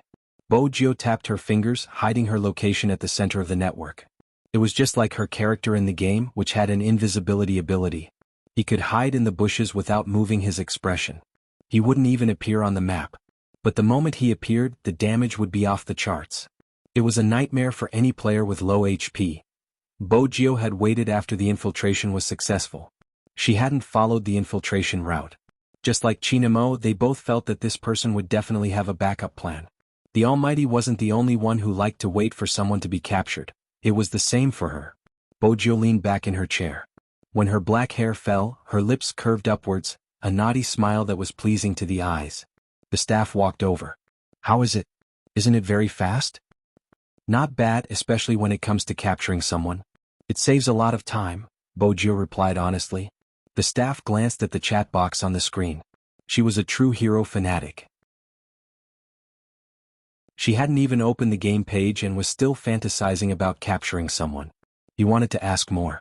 Bojio arched a brow. Someone seems to be calling you. Business was indeed busy. The staff had no choice but to leave. Bojio glanced at the time displayed on the screen. There were still 20 minutes before the movie ended. Since the other party was imitating her intentionally, he must know that she liked to launch a surprise attack at the end of the movie. Let's see if the other party managed to imitate all of her techniques. Bojio smiled. She switched the page and glanced at the layout. She decided to be a support and send a message to the crime squad. Of course, she wasn't going to do it casually. If the other party could make some adjustments because of her support, her chances of escaping would be greatly increased. 10 minutes was enough for her to send a message. She was familiar with the police's procedures. First, she used her earpiece to record a conversation. Next, she used the virtual IP to connect to the internet phone. Ring, ring, ring. When the phone rang, the police station was still dealing with other matters. Hello. Just the sound alone was enough to tell how noisy it was. Bojio didn't reply. Instead, she clicked on the phone. The AIDS carrier's belongings have been removed from the locker. They are now stored in the potted plant at the exit of the theater. The voice was familiar. It was deep and cold, with an indescribable magnetism. When the police officer heard that it was evidence, he didn't dare to delay. He pushed the door open immediately. The police station had a lot of cases to deal with every day. The team leader was still in the middle of a civil mediation. The moment he heard AIDS carrier, his expression turned solemn. One had to know that this was the most important case in Rivertown so far. How did the call reach them? Without hesitation, the team leader ran over to the phone. After listening to the recording, he dialed Director Huang's number. Director Huang's eyes widened when he heard the important clue. It was important to note that such things were usually evidence. What he was most worried about now was the lack of evidence to arrest Yu Hongliang. But Director Huang wasn't stupid. What was the meaning of this call? Who is it? Director Huang asked. The team leader didn't waste any time sending the recording over. Director Huang arched a brow when he heard the voice. What the F***ck, it sounded like young Master Qin's voice. No. He had to confirm it. Little Huang's heart was racing. He sent a WeChat message. There's a huge situation. He didn't reply for the first 10 seconds. In the end, there was only one word. Speak. The moment he saw the reply, Director Huang immediately pressed the call button.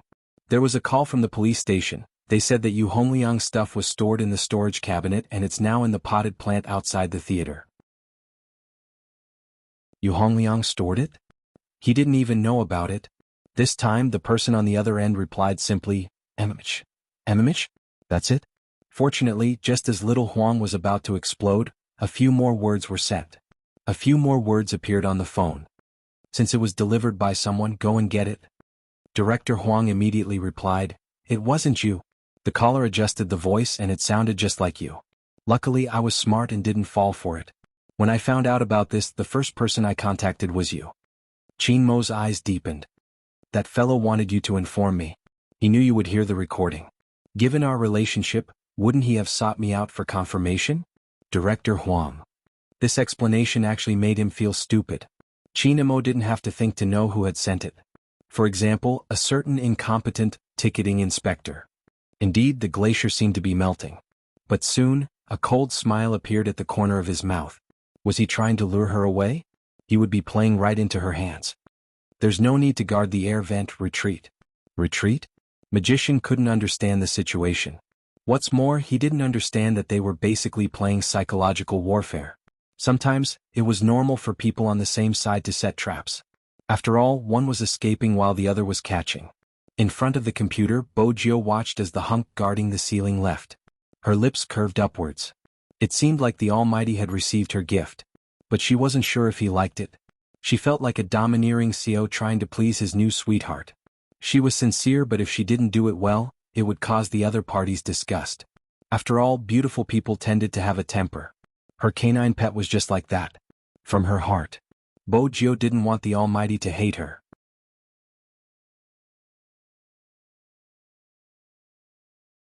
Chapter 839. But she didn't have to be too pessimistic. According to the Almighty's personality, he accepted the gift. It was probably because he didn't have any resistance towards the person who gave him the gift. Bo Jio glanced up. Now she just needed to catch him. Time was ticking by. At this moment, Yu Hongliang was the only one who was excited. He couldn't control himself anymore. For the third time, he glanced at the sixth seat on the seventh row. The moment he thought about the drug that was hidden there, enough to knock him unconscious. Naturally, that vivid image appeared in his mind. Some women were very playful. There were many lies. With a high status, everything they said was true. For example, this one. Yu Hongliang glanced at the photo that appeared in the chat app. It was obvious that the other party was rushing him. "Handsome, where are you?" "I'm off work. I heard that you're going home. Can you give me a ride?" Yu Hongliang wasn't afraid of exposing himself. With that person covering for him, he was at ease. He knew what kind of tricks a girl would fall for.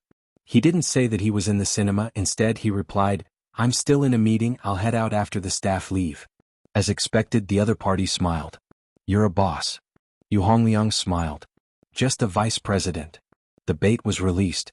Some girls were probably inexperienced or had a yearning in their hearts. Hence, they didn't even know how to think. A real vice president wouldn't have the time to let a girl hitch a ride. A real vice president wouldn't be chatting during a meeting. A real vice president would be like Feng Yi, thinking about the development of the company 24/7. Usually they wouldn't have the time to flirt. Not to mention chatting with someone on this kind of unknown dating app. If they wanted to find someone to sleep with, they wouldn't even be interested in a line of young models. From the very beginning, when people put themselves in danger, it was often because of greed that caused mischief. The girl didn't realize it was a trap. Instead, she was happy that such a rich person was coming to fetch her. Perhaps something romantic might happen.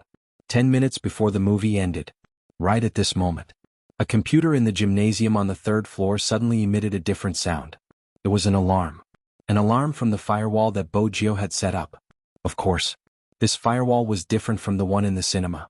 It would only be used for monitoring purposes and wouldn't have any defensive capabilities. In other words, he wouldn't be discovered by the intruders. When Bo Jio heard that voice, her dark eyes lit up. His fingers began to rapidly write code on the keyboard. Every code was used to decipher the opponent's strength. At this moment, the opponent would not notice anything strange. This was Zi's true tactic. 100 miles away in a large internet cafe, another person was attacking. The method of imitation was very obvious. She had read all the previous information about Z. Creating a diversion was the enemy's best tactic. Row 7, Seat 06 was a small alarm that she had imitated Z. The news was just a test. If the person sitting in row 7 seat 06 was not called out, that meant that the theater was safe and they could act as usual. It was the most convenient way to use a network attack to investigate this information. At the same time, it could also detect the location of all the members of the key case investigation unit.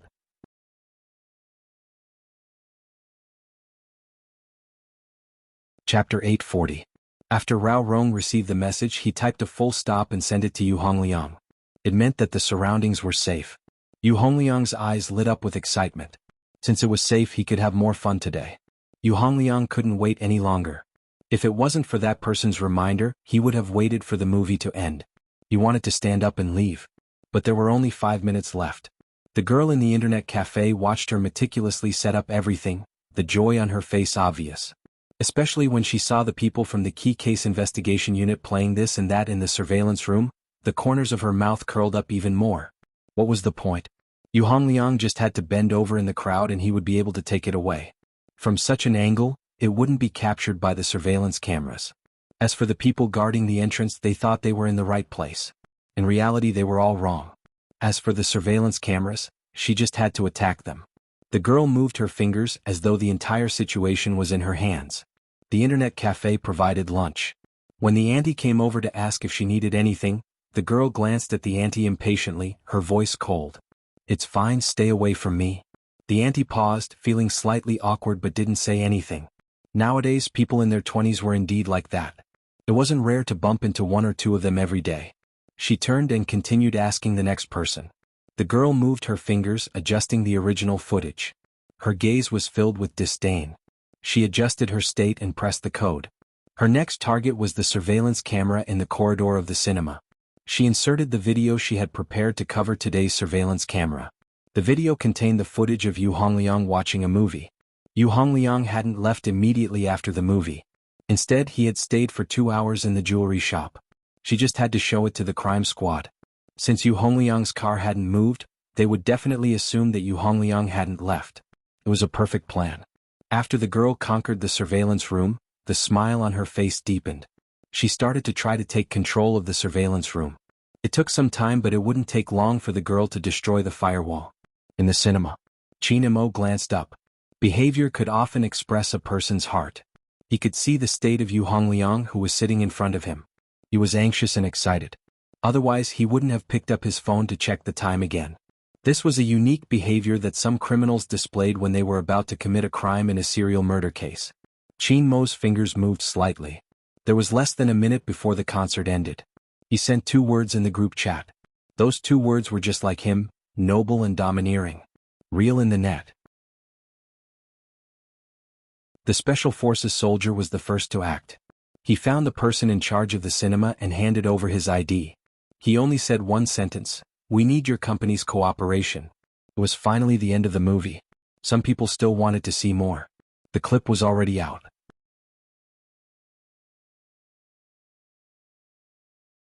Chapter 841. It was a magnetic voice. However, there was a phenomenon in the cinema. When there were a lot of people, before the staff finished speaking, there would be people who would stand up and leave. Rao Rong sat at the outer perimeter. Seeing that everything was going smoothly, he kept his phone and followed the crowd out without anyone noticing. Yu Hongliang stood up, he couldn't wait any longer. He walked down 2 rows heading towards row 7, seat 06. At this moment, Rao Rong had already left the cinema. He didn't know that Qin Mo was in the same theater as him. Rao Rong didn't notice, and Yu Hongliang didn't know that the moment he lifted his foot, the person behind him had already followed him. That was how the game was played. People often said that the mantis stalks the cicada, unaware of the oriole behind. Many people thought they were the oriole, but in reality they were just the mantis. Once the movie ended, this meant that it was time to decide the outcome of the battle. Those who played mind games usually had to do with patience and adaptability. In the large internet cafe, the girl was still doing the video implantation. But at this moment, she suddenly sensed something was amiss. Why was there an extra firewall here? Hackers attacked each other. Some might not have seen it before. The girl narrowed her eyes, wanting to free her hand to tell Rao Rong to cancel the event. But the person on the other end didn't give her the chance. The wave of attacks destroyed the video she had implanted. The girl pressed her fingers on the keyboard. No matter who the other party was, they were courting death. She couldn't bear to see her plan destroyed just like that. She started the virus backlash program. The computers around the internet cafe started operating. Chat boxes kept popping up on the screen. Just by listening to the sound of typing, one could tell that this was an online battle without gunpowder. The incident in the cinema wasn't over yet. Fatty was shocked by the scene in front of him. He was a hacker and knew what the firewall was reacting to. More importantly, what was the meaning of the red dot? Was it luring the other red dot over, hiding behind him and letting the other party attack him? Wait a minute, there were 2 red dots. This meant that there were 2 IPs invading at the same time. *CK. Young Master had asked him to check the internet for any abnormalities. But he had never been told which side he should help if there were 2 intruders fighting. No. The current situation was completely not a matter of whether he helped or not. What was the meaning of the red dot behind his IP address? Did he think he was playing hero? Did they think he was a tank? What the hell, letting him charge first? He did not move. Right under the tower. Young Master said not to act without orders. We really don't have any chemistry. In the experience store, Bojio reached out to play with her headband, her right hand moving the mouse. She couldn't help but shake her head. If she had teamed up with the Almighty, she would have taken him down long ago. It was no wonder Fatty hadn't made it into the starting lineup. Fatty looked at his computer. He had an inexplicable feeling that the red dot that had circled around him and then suddenly rushed out as if it was mocking him. Was it an illusion? Fatty pinched his arm, came back to his senses and quickly made a call.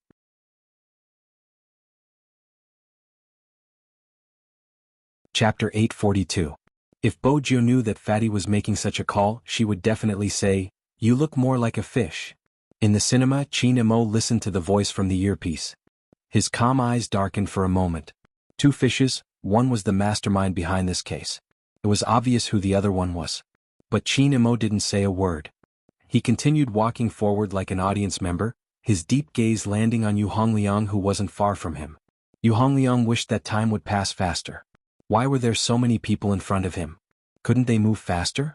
Could they afford to waste his fun time? He tugged his collar, his eyes almost popping out.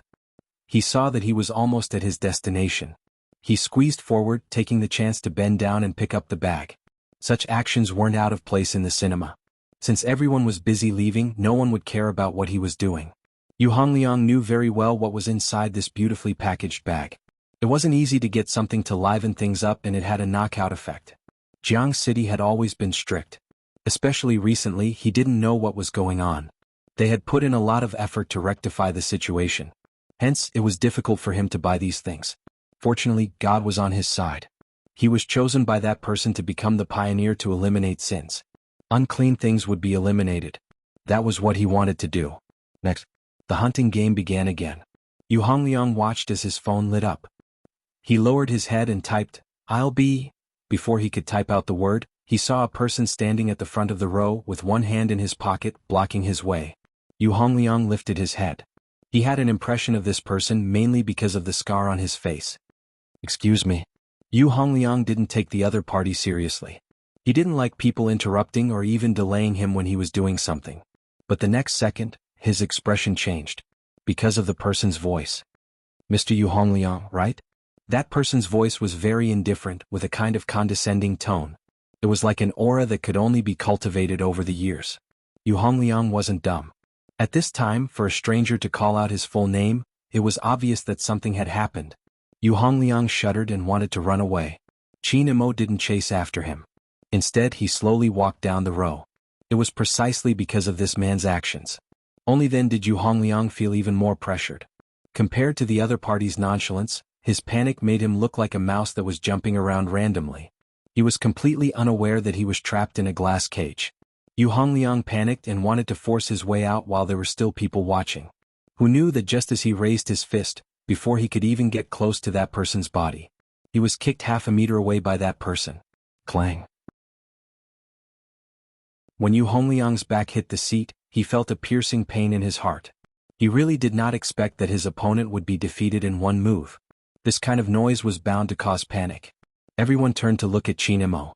The staff immediately picked up the headset and hurriedly said, "Security, security. There's a fight going on in Hall 6. Help." It was a chaotic scene. Some of the girls even screamed when they saw Chin Mo beating them up. Yu Hongliang wanted to escape since the situation was out of his control. Maybe the people watching the movie could help him. But it was a pity that Yu Hongliang met Chinemo. Yu Hongliang watched as the man stood in the crowd saying, "Police are on a case, leave the venue to the left." In an instant the atmosphere changed. There was a huge empty space between him and the man. When the man walked towards him, Yu Hongliang didn't sense the presence of a police officer. Instead he felt like prey trapped by a devil. He couldn't break free. It was impossible for Rao Rong, who had just walked out of the hall, to not notice the panic. His first reaction was that something had happened. It wasn't wise to turn back, he wanted to leave as soon as possible. But before he could walk out of the theater, a crime squad member who was checking something at the exit stopped him. "Apologies sir, due to your seat, please follow us." Rao Rong's fingers tightened in his pocket, his face expressionless. "Seat? I don't know where I lost my ticket, I need to check it." The crime squad member didn't reply directly. "Follow us and you'll know." Rao Rong didn't resist, it would be a sign of guilt. Instead he raised his hand, speaking to the crime squad member. "I play esports, can I call my team member? We have agreed to train together tonight, I'm afraid he might be anxious." "Apologies, I'm afraid not." The crime squad member took a step forward. Rao Rong smiled faintly, keeping his phone. "Alright then." He put his phone away because he noticed that he wasn't the only one under suspicion. The police had stopped the others as well. The other party had said it was because of this seat. Rao Rong narrowed his eyes. What exactly was it that made him a suspect as well? The person in row 7, seat 06, had already left. Wait, could it be? From the very beginning, the bait and alarm that they had thrown out had already been seen through. The commotion was heard. The Special Forces soldier was the first to rush into the theater. Behind him was the person in charge of the theater. When the staff saw their boss, they kept their earphones, believing that it was really the police. The Special Forces soldier walked over to Qin Mo, speaking in a low voice, "Young master." Qin Mo's gaze was calm. "I'll leave this person to you, send him along with the evidence to Director Huang for an hour. Don't let him interfere with the interrogation, we'll talk about it when I arrive." "Yes." The Special Forces soldier wanted to say something. But his boss turned, tugging on his suit jacket as he walked towards the exit. He looked as though he was going to settle someone, his entire body exuding a murderous aura. Honestly speaking, he had never seen his young master in such a hurry. Although it wasn't obvious from his gait. His left hand was holding onto his phone, it was obvious that if there wasn't a criminal for him to catch, boss would have left a long time ago. The boss had left a long time ago. Why would it wait until now? The Special Forces soldier wondered why his young master was suppressing his anger. He had never liked to take action, but now he had sent the suspect to the ground with a single kick. It was better to just gossip in his heart. He definitely wouldn't ask.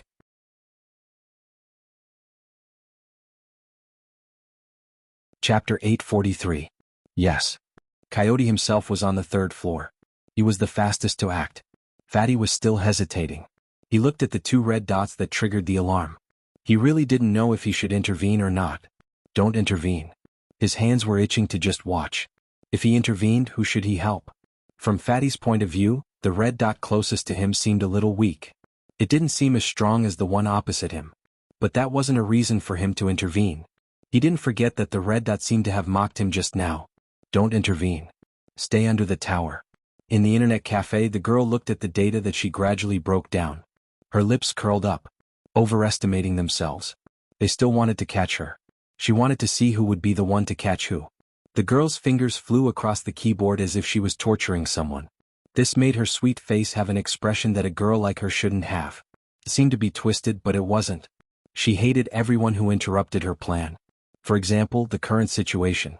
Not only did they ruin her carefully prepared video, they also made her miss the opportunity to leave clues. She was supposed to leave those traces of the imitation of Z to the police. Now the girl narrowed her eyes. She was going to destroy the other party's computer. Even as a bystander, Fatty's computer sent out a warning. Not to mention the firewall of the cinema. In fact, once the network here completely collapsed, even the elevator would be out of service.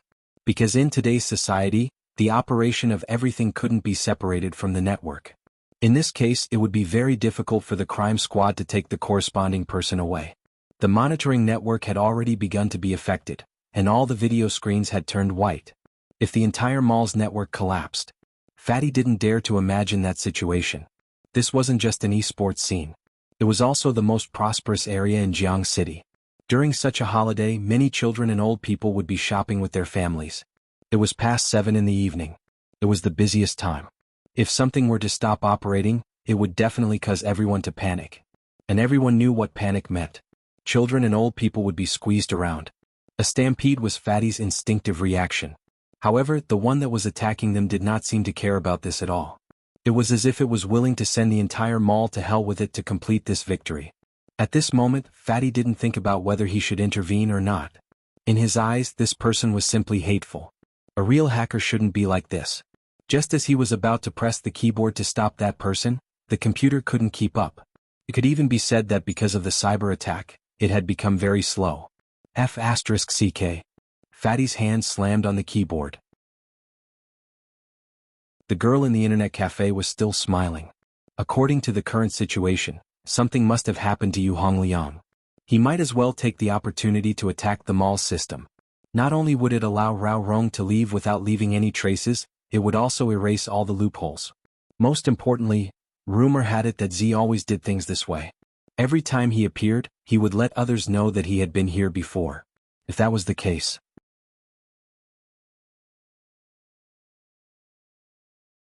Chapter 844. The girl's mind was deep. Even though she looked harmless, inside there seemed to be a dark river flowing. Yu Hongliang was just a tool to her. Although it was useful. But it was just child's play. She and Rao Rong came first to see how the crime squad was doing. It was obviously improving. But this improvement wasn't enough to threaten her. Let Z appear in the world. All the focus would be shifted. It was perfect for such an occasion. When the internet was down and everyone was in a panic. It would be Z's declaration of war against the police. Wasn't it a perfect plan? The girl laughed, her gaze frighteningly cold as she launched a new wave of attacks. It was to crush the other party and destroy the internet in the shopping mall. Right now, Fatty wished he had a computer with him. But in reality, this problem couldn't be solved. The so-called internet attack was the spread of a virus. Although the red dot that mocked him was a little weak, the red dot that he was fighting against was a little weak. Fatty hoped that a miracle would happen. That person would be able to hold on and not be bitten to death. 7:15 p.m. The crime squad hadn't finished recording all the names on the list. Except for the cinema. The people on the other floors were still enjoying their holiday time. Especially the restaurants on the 6th floor, almost all of them were full. It was normal to queue up for a meal in Jiang City. The sound of children playing could be heard. Everything seemed so beautiful. They didn't notice the approaching danger. It wasn't that there wasn't any danger. Instead, many people would get rid of the danger when it came. The crime squad wouldn't affect the other floors when they caught someone. Even Qin Mo's actions were the same. Perhaps many people would say that this place wasn't good, that place wasn't good. But China had a peace that no other country had. The peace came from the people who fought against the dark forces but never spoke up. The laughter in the shopping mall grew louder. More and more sweat appeared on Fatty's forehead. It was too late to evacuate the crowd. He didn't even have time to inform his young master. A hacker usually wouldn't last more than 3 minutes. 3 minutes. Even if his young master knew about it, how was he going to evacuate? Fatty scratched his head and decided to make the call. Young master, the other party intends to destroy the entire network operating system of the mall. My computer can't run anymore. The worst case scenario is that once the other party succeeds, the entire mall will lose all network control and power supply. There will definitely be panic.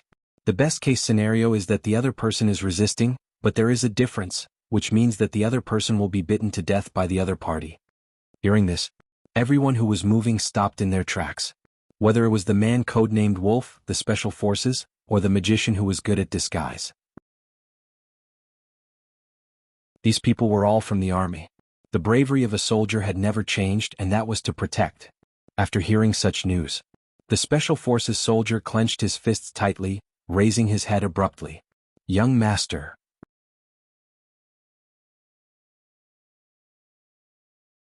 Chapter 845. Yes. The Special Forces soldier's eyes lit up when he received the order. He turned to report the situation to the person in charge. The person in charge's expression froze. He hurried to the broadcasting room, making use of the time he could still do something to broadcast the news. The entire process took less than a minute. The entire shopping mall, the places that were originally playing music, turned silent. This included the restaurants, cafes, and the entire plaza. Everything became very quiet at this moment. A gentle voice came next. Bojio wasn't wearing earphones at the Electronic Equipment Experience Center on the 3rd floor. Hence, she could hear the contents of the broadcast clearly.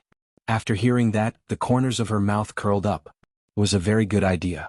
She would give everyone a charity event that would save energy to calm them down. That way when the power went out they wouldn't panic and cause harm. She had to admit that the Almighty was as wise as ever. It was a good idea. But she wouldn't let that happen. When Bojio glanced up, her fingers were still tapping slowly on the keyboard.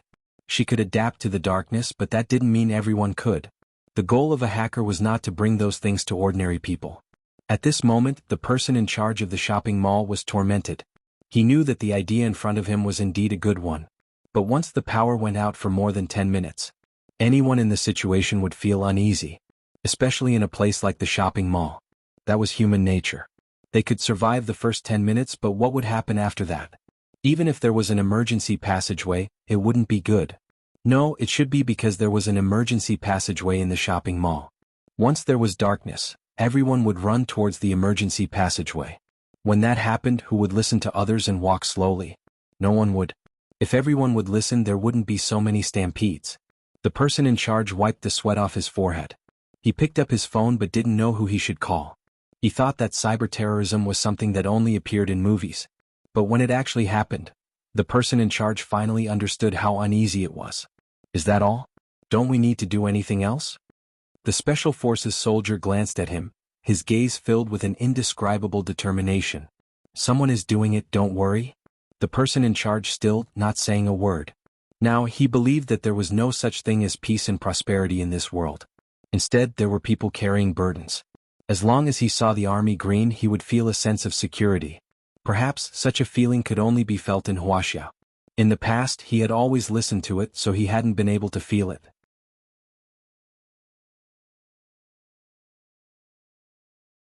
Chapter 846. Time passed bit by bit. Fatty was still pulling his hair and refusing to let go. He was really worried that the entire network would collapse in the next second. The girl in the internet cafe had already tasted the sweetness and her eyes darkened. How would that person deal with such a big feast? She raised her right hand as though she was about to press the space bar to deliver a fatal blow. But in the next second, the girl's eyes suddenly widened. It was as though something had happened. Her fingers were typing rapidly. Where? How is that possible? That guy was here just now. The crack thing was actually useless. This was impossible. How was this possible? Fatty, who had been watching the battle, was also shocked. He couldn't believe his eyes. One of the red dots that was supposed to be emitted by the firewall suddenly disappeared. It wasn't an attack. Did it disappear on its own? Was it planning to retreat? No, that wasn't right. No matter how powerful the hacker was or how fast he retreated, there would always be traces left on the network. It was just a matter of whether one could track it or not. But this one was completely different. If it wasn't for the fact that the timing wasn't right, Fatty would really want to ask how exactly it was done.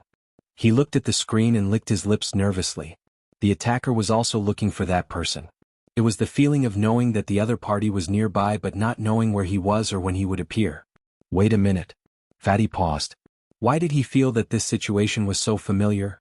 Where had he seen such a situation before? Fatty knocked on his head. On the 3rd floor, the youngster was sitting in front of the computer. Her hands were nimbly typing on the keyboard. The constantly moving screen reflected the youngster's face. Her black hair was tied with a headband and she looked indescribably evil. She looked a little like a rich young master. Her chiseled side profile and white pointed chin were very prominent at this moment. Click, click, click. The rhythmic tapping sounded as though she was planning an attack. Many people around the youngster began to discuss because of the broadcast. Someone asked, "What's going on? Is the power going to be cut off?" Even some people who were playing the game stopped what they were doing. Including the primary school students who were wearing VR glasses, they were also in the queue. There would be a lot of voices coming from all sides. Some people and some decisions were made to protect the public. He would still say, "What's the situation? Why is it so troublesome?" But if only think of those who don't deserve it. You'll miss out on the people who deserve it. Such a thing. Bojio knew this better than anyone. It could be said that such an environment was not conducive to online hunting, because the moment would interrupt her thoughts. But it did not stop. No matter what kind of sound came from the surroundings. Understanding, not understanding, pretending to understand but denying the practice or directly criticizing. Those who lived in comfort would not necessarily be able to experience this comfort. In the end, who would be the one to carry what would be brought to them? Bojio was different from the Almighty. She treated people differently. But there were some things she had to do. Maintain the original order. No innocent people involved. Protect the lives of others. This was a hacker's code of conduct. If the other party didn't even understand this point, in that case this person wasn't fit to be a hacker. What's more, it was a hacker pretending to be her.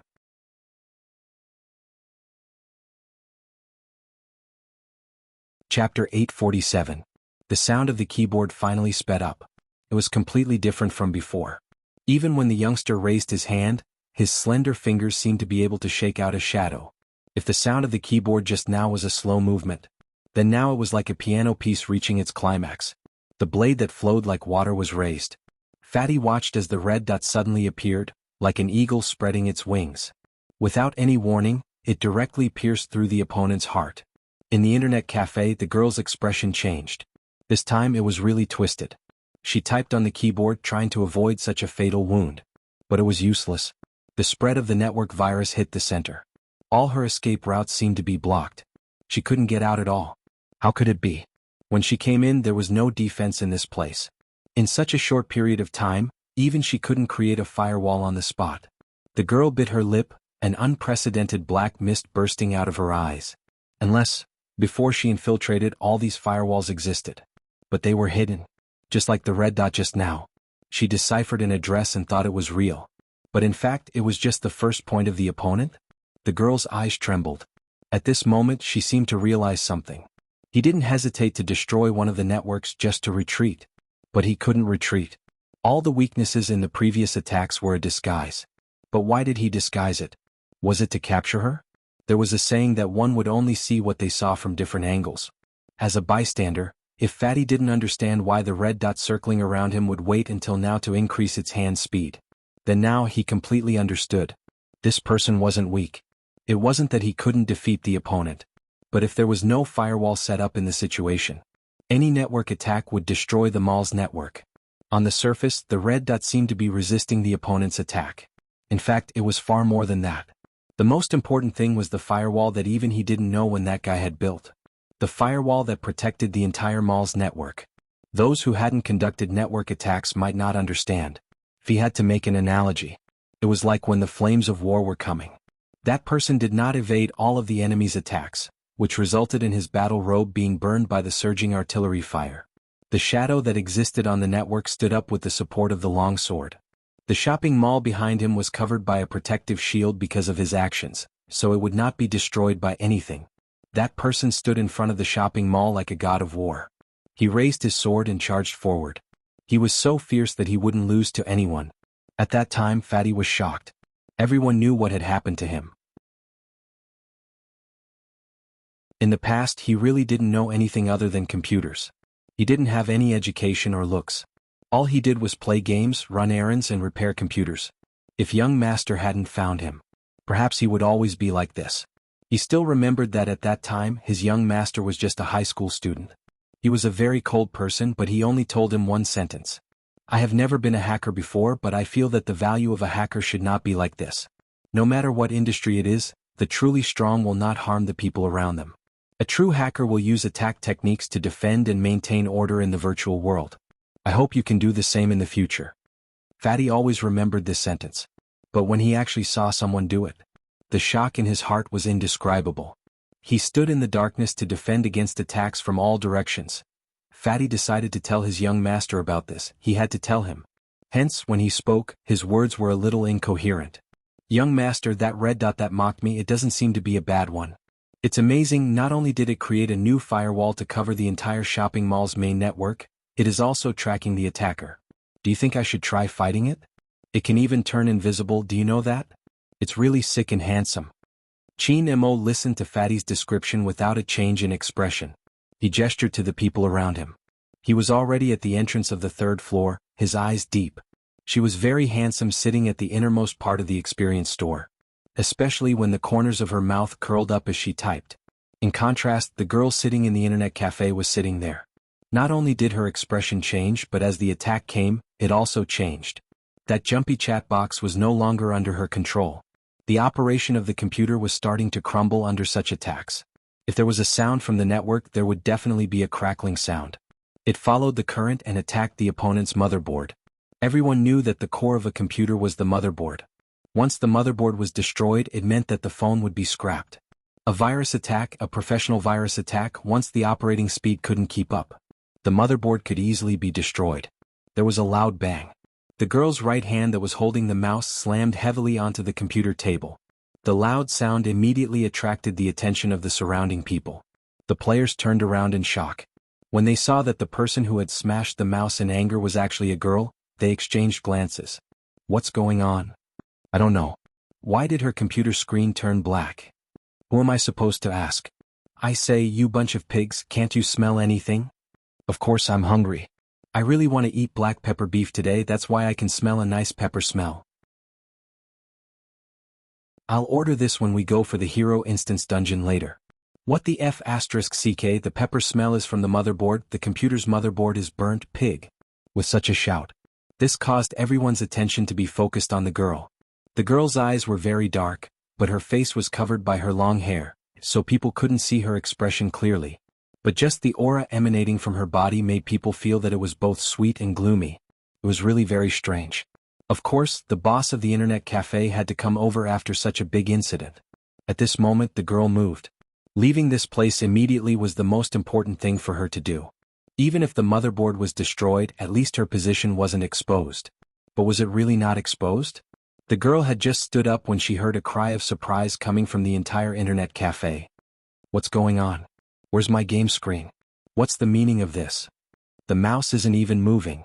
Our team is still in the dungeon and getting the first kill. Don't trick me, bro. Hearing that.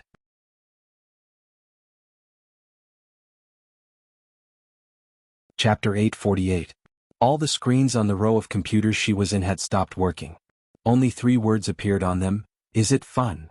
The girl froze. Her fists tightened. She had been discovered? How could it be? Who exactly was it? Who exactly was it? On the 3rd floor of the mall, Bojo lifted her thin lips. Successful hunt.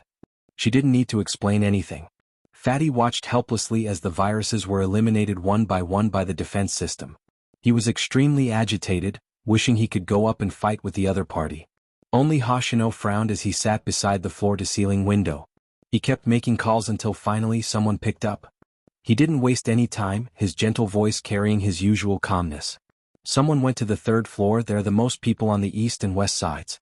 There's something wrong with the air vent. Bojo arched a brow. She held onto her phone and was about to stand up when she caught sight of the Special Forces soldier walking over. Her gaze deepened. Leave first, I'll think of something. Hoshino glanced up, his gaze as clear as jade. We both know that even if young Master Fu's identity is suspected, Chinamo wouldn't be sure it's you. No one would expect someone to turn into someone else. Why did you change your plan and leave now? You like to play games, right? Bojo paused, but before she could reply, Hoshino's voice came over again. If it's because of other reasons, it isn't worth it to give up on something you like. Regardless of what happens, even if there are some things you can't change, as an international MVP professional player, I can tell you that Supreme Alliance isn't a match for Xiangnan without you. Bojo's fingers stilled. Hoshino glanced at the lights outside the window. Let's go back after the National League. I know you won't be satisfied until the competition is over. I want to compete now. Bojo glanced at the carpet searching the building. I'm afraid I won't have the chance. Hoshino heard the gloomy sigh and laughed.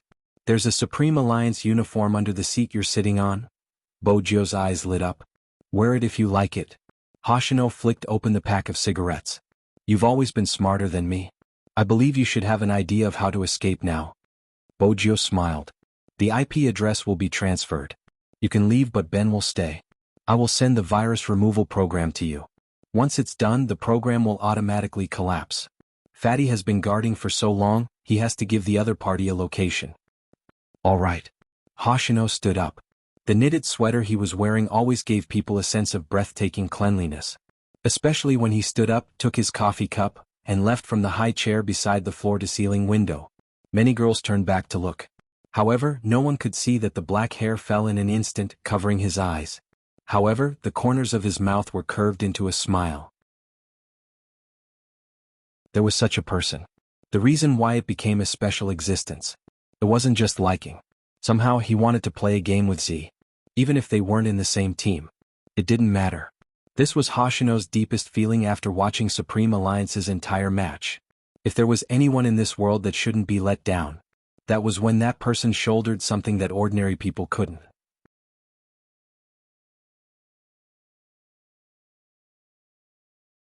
Chapter 849. The search on the third floor was still ongoing with people standing at every exit. When Chinemo walked over, he reached out to remove the scar on his face. His imposing handsomeness washed over them. The crime squad didn't bother looking at him. But even so, the people in the vicinity could feel the formless coldness. Criminology experts weren't something they could understand. Some of them weren't from the same generation as Chinemo. She wasn't sure how this young Master Qin, who had the air of a business elite, suddenly became a criminologist. Director Huang had even used a special method to hand over all of their operations to him, giving him full authority over them. Some of them hadn't been assured at the start. They had been through fire and water, through many cases to come out. But the person in front of them was of noble birth. Would he know how to handle cases? They admitted that was their first impression. But just now they found out that all the suspects had been pinpointed through this person's psychological profiling. That wasn't all, they had never encountered such a situation before. The moment the suspect moved, he was caught red-handed by the witness and evidence. He seemed to be able to predict everything. He was indeed a little godly. It wasn't that they hadn't interacted with criminology experts before, but there weren't many like him. They couldn't even understand his actions. Compared to arresting people, the man looked more like he was taking a stroll. His left hand was stuffed into his trouser pocket, his deep gaze sweeping across the area, attracting many heads. Just as Chinemo was about to enter the next experience store, the earpiece on his left ear rang again. It was Fatty again, sounding excited. "Boss, it's safe." Not only did that person secure the mall's network, but he also took the opportunity to hack into the other party's computer. Just now, when the other party wasn't paying attention, I traced the IP address. This person is now in the cafe on the second floor. I think he's cleaning up the remaining network viruses. Second floor? Chinemo arched a brow. Fatty was still excited. MMH. Fatty. Chinemo pressed down on his earpiece, his black hair falling down, his voice flat. Do you think your hacking skills are better or the other party's? Fatty was humble. I'm not as good as the expert yet. Therefore, there's only one possibility for you to be able to trace the other party's IP address.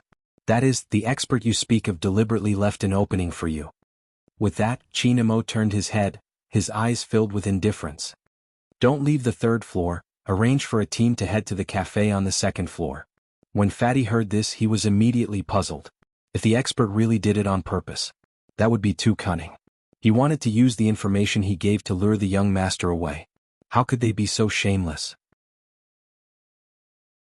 The facts proved that Fatty was still thinking too little. Bojio had never expected such a simple diversion to divert the Almighty's attention. After several exchanges with the Almighty, she knew very well that these moves were useless in front of the Almighty. She did all this just for the time difference. Because she was very clear. On the third floor, every exit was guarded. Even if she could change her appearance, it would be very difficult for her to pass through the layers of checks. Not to mention that she was sitting in a computer experience store. They would definitely find her. Since this was the case.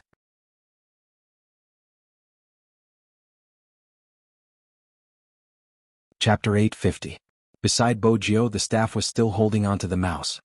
He stretched his neck to look outside, wondering what was going on. First, the mall wanted to save energy, and now there was this group of people. Why did it feel like they were up to something? Besides, they had to record the people who wanted to try the game.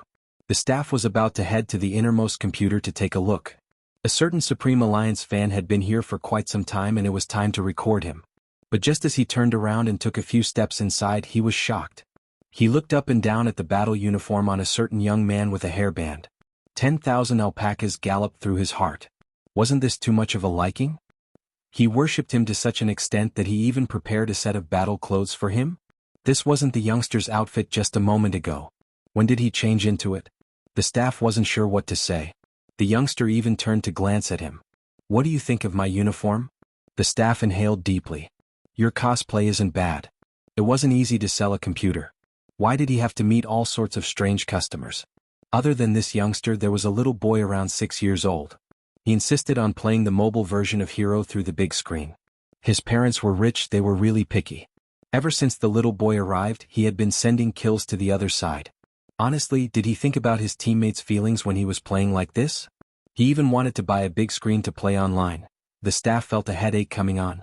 Bojo smiled, pulling the chair closer to the little boy. Hero? The little boy was dressed fashionably, his 2 little canine teeth exposed.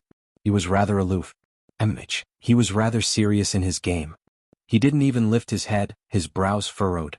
He would charge forward whenever he saw someone and die without hesitation. An assassin shouldn't play like this, right? Bojo supported the side of her face with one hand, looking lazy. It wasn't possible to tell that she had been attacking the internet just a minute ago. She knew that the Almighty wouldn't be suspicious if she was in such a state, especially since the Almighty would be here soon. Bojo's gaze dimmed. The little boy didn't lift his head. You don't understand, an assassin has to charge forward. That's how my big spade plays.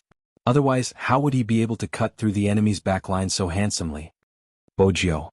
For some reason he seemed to be right. That's why you play the assassin, because Big Spade plays the assassin. Bojo pointed to his screen. The little boy was very serious. You have to learn from your idol. The shop assistant. He really couldn't understand the world of these fans. How could they still chat when there was such a huge age gap? Alright, but I think it's better if you hide and cut the back row. It's best not to kill them when there are too many of them. They have 2 tanks and you won't be able to kill them. Do you see the bushes on your left? You can hide there, and when they run over with low HP, use your second skill to slow them down and use your third skill to kill them instantly.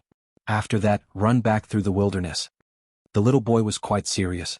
Then teach me how to kill this mage. She's always wandering around me. It's making me dizzy. Mage. Both Bojo and the staff turned towards the ID the little boy had mentioned. In an instant, their lips froze.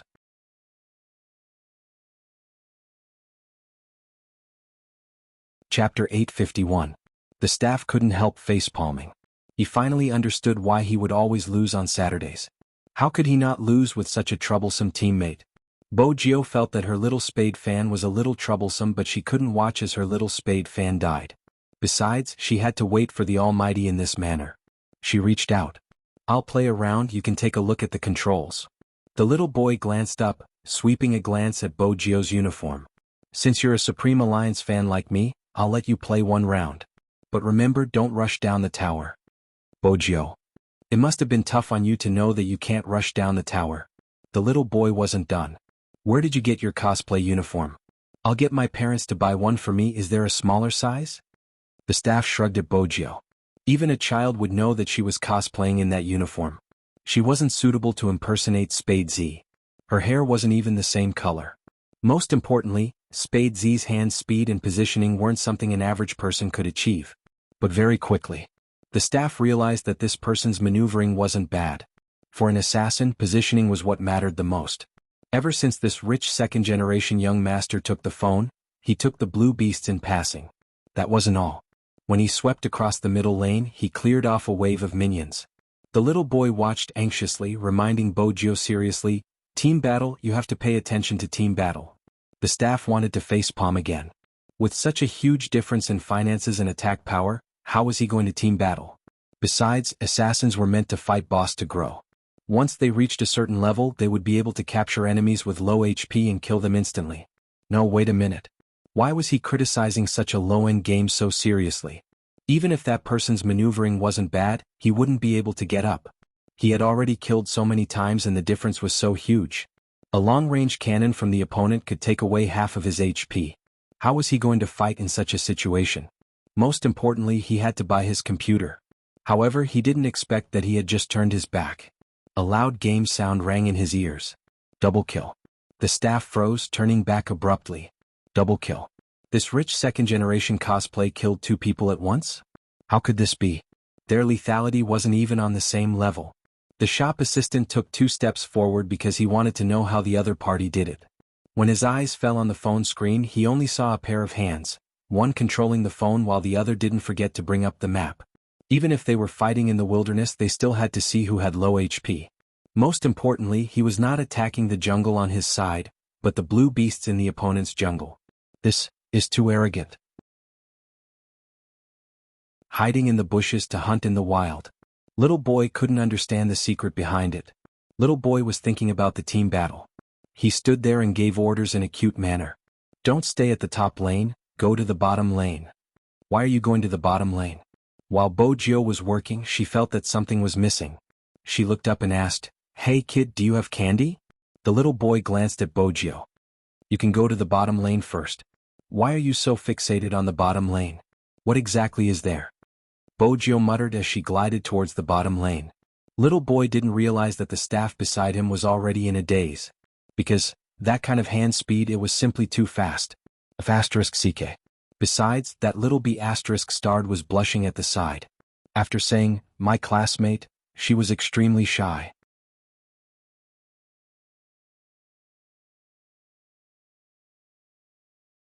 Chapter 852.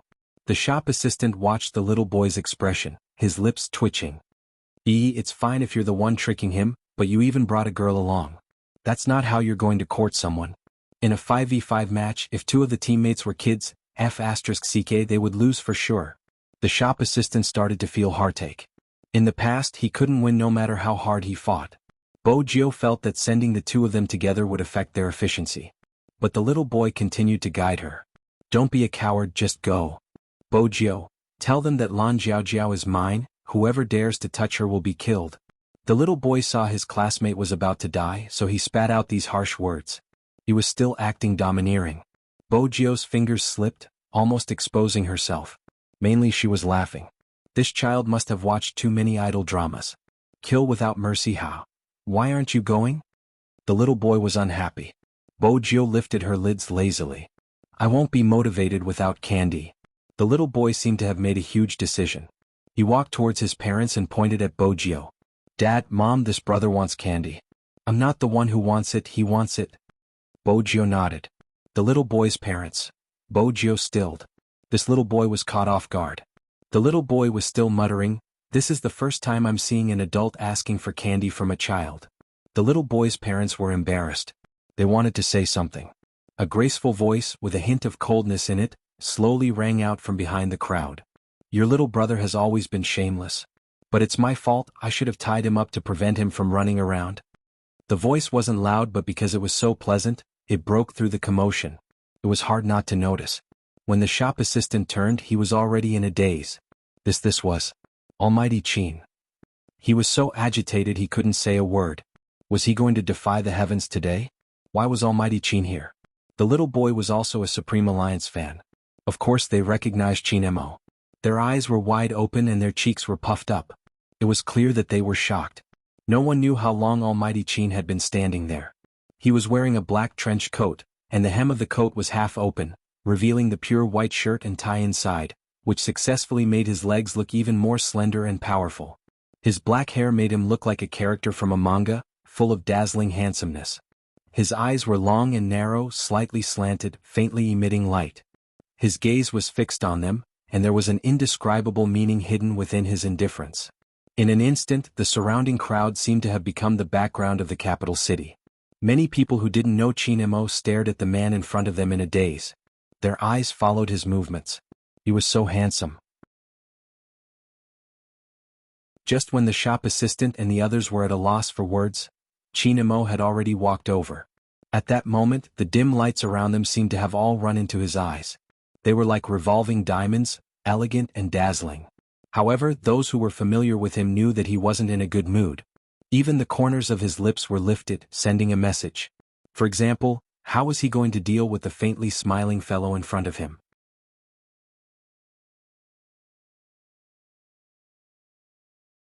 Chapter 853. Even though Bojio didn't know what the Almighty was thinking, she could sense the aura emanating from him. How should she put it? It was extremely cold. She didn't have to think to know. She wouldn't have a good ending. Even if she had thought of a follow-up, it wouldn't be useful in the Almighty's eyes. But at this moment she had to maintain her aura. She couldn't lose in this aspect. After all, she was so handsome and aggressive.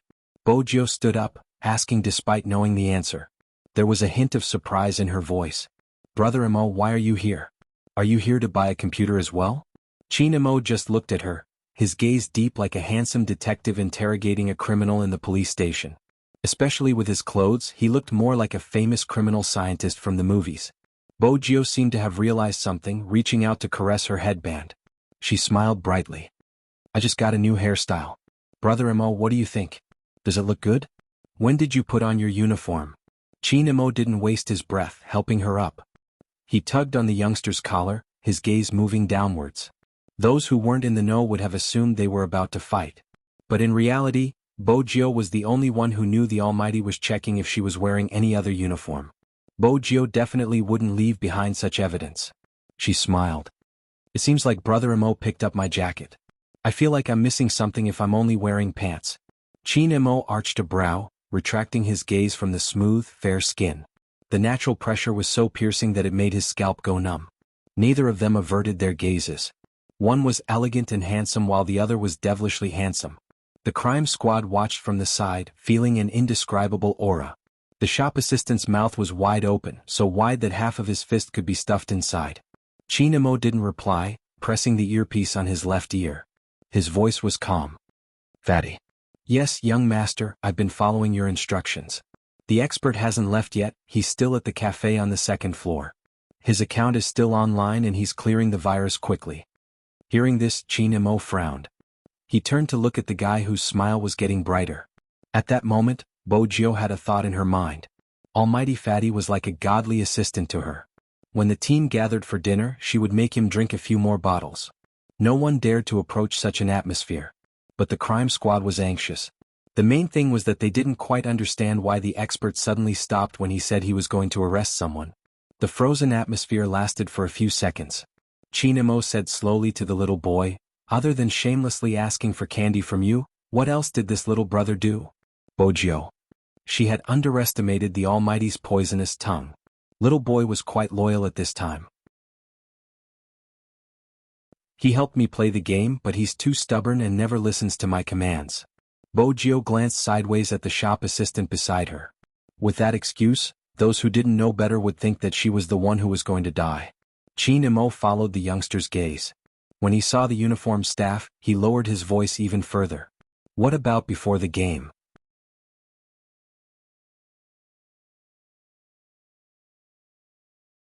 Chapter 854. With that, Bojio's eyes dimmed. The staff didn't seem to notice. Which one? Chinamo asked unhurriedly as though he was having a casual chat. But Bojio knew it wasn't a casual chat. Every question of the Almighty was straight to the point. This way. The staff moved aside so that Almighty Chin could see the computer. Chinamo swept the person in front of him a glance before walking over to sit in front of the computer. His fingers glided across the light emitted by the mechanical keyboard.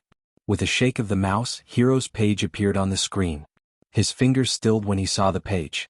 With a few quick movements, he closed the page and found the computer's D drive. Even though Chinamo wasn't a hacker, he wasn't a computer noob either. Regardless of the type of network attack, there would be traces left on the system drive. However, what made him squint was that this computer's D drive was very clean. Bojio stood behind Chinamo, a hint of playfulness in her smile. Brother Imo, you think this computer is good too? The keyboard is good, should we buy one? Chinamo turned back to look at her and smiled. He reached out and pressed her head down. Well done. Bojio arched a brow, feigning confusion. There wasn't a hint of warmth in the Almighty's eyes. It was obvious that it wasn't a compliment. Let's go. Instead of asking for candy from a kid, why don't you think about how you're going to talk to me later, young lady? Chinamo lowered his voice ringing beside her ear, the coolness of his thin lips extremely close to hers. Bojio stilled, lifting her lids. H*T, she had been thinking about how to escape and had forgotten about this. Their posture was already ambiguous. Now that Chinamo sat on the seat and asked the youngster to bend over, he turned his head and said something to her. The staff was completely dumbfounded. The crime squad didn't know where to look. Bojio maintained her gentlemanly demeanor, allowing them to size her up as she thought about how to avoid a certain conversation that night. But the Almighty's suspicions weren't over. How long has she been using this computer? Chinamo asked the staff again. The shop assistant was a little confused. He usually hung around the internet, so he knew that the hottest couple in esports was Almighty Chin and Spade Z. Now, it looked at how familiar Almighty Qin was with this rich young master cosplaying. Could it be that he was really from Supreme Alliance? The shop assistant didn't react in time and was shocked by Almighty Qin's sudden appearance. Now calm down. It was as if the entire computer had been struck by lightning. After all, only Spade Z could make Almighty Qin act like this. It was no wonder that the person took the little boy's phone and made a double kill.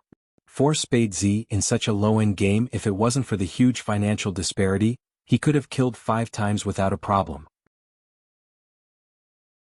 The main thing was that he had never seen anyone praise themselves like that in front of outsiders. The staff didn't forget that the second rich kid had said something along the lines of "Spade Z is handsome" when he had first arrived. He had thought he was a fan. How could he have known that he just wanted to praise himself? Chinamo looked into the wavering eyes of the staff and asked again, "How long has she been using this computer?" The staff snapped back to his senses. More than 30 minutes. 30 minutes?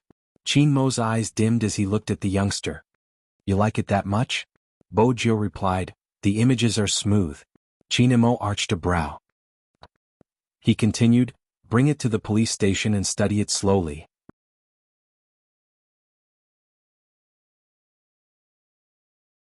Chapter 855. He hadn't switched off his earphones when he said the last sentence. Almost everyone on the other side could hear this conversation. Fatty finally understood what was going on. Boss had gone to catch Little Spade. But what did that have to do with him monitoring the internet? Did Boss suspect that Little Spade was that defensive expert? Fatty bolted up in agitation. Just as the others were lamenting their boss's shameless actions, Fatty was the only one scratching and scratching, feeling a little itchy. The little boy was still watching from the side. Honestly, he was shocked as well. From the looks of Almighty Qin and the little brother who had insisted on playing for him, it was highly possible that it was his idol, Big Spade. But the little brother hadn't even said the harsh words he had asked him to say and was just playing in the jungle instead of saving his beloved little girl. What should he do now to show his admiration for Big Spade and at the same time remind him not to be so willful? He was in a dilemma. The little boy frowned and exhaled solemnly. "Big Spade, I don't have any sweets. You should leave with Almighty Qin. He has already taken your computer away, he won't let you off." Bojo turned and tugged on the little boy's cap. "What are you saying?" Chinamo had said that he would have to pay to take the computer away. He turned and watched the two of them whispering into each other's ears. He arched a brow. "Come over." She didn't need to think to know who he was talking to. Bojo adjusted her headband. Indeed, she was eye-catching. "Are we going to the police station?" "I don't think I need to go, there's a competition tomorrow afternoon. I want to clear a dungeon and practice my positioning." "Where did you get the confidence that you don't need to go?" Chinmo's gaze swept over the youngster's hair. His voice was calm, but it gave off an invisible chill. "Give up on your shameful behavior of cheating children of candy. Until the competition you can only be with me. It's reasonable for me to ask for sweets. I killed 2 people for him. If Brother Mo hadn't come, I could have saved his beloved little girl. It's a pity." Actually, when she said that, she knew that the Almighty's main point was the second half of his sentence. "Before the competition you can only be with me." Was the Almighty really going to lock her up for a day? The Almighty wouldn't really lock her up for a day, right? Bojo scanned the port, her left hand in her pocket tightened. When Bojo scanned the port, her left hand in her pocket tightened. But if the other computer crashed, it would disappear automatically. However, if the other computer system crashes, it should automatically disappear. Chinamo paused and glanced at her. "Is it very honorable to ask a child for candy?" "Bojo. Shouldn't everything she said be to pave the way for the future?" "Come over," Chinamo said in a low voice. Bojo knew that he was already there, but since her puppy had said so, she still inched closer. When her right hand was held, Bojo froze, her heart sinking. She glanced at his chiseled face. But it was still there. The Almighty was only holding her hand. She thought, the USB in her hand had been discovered.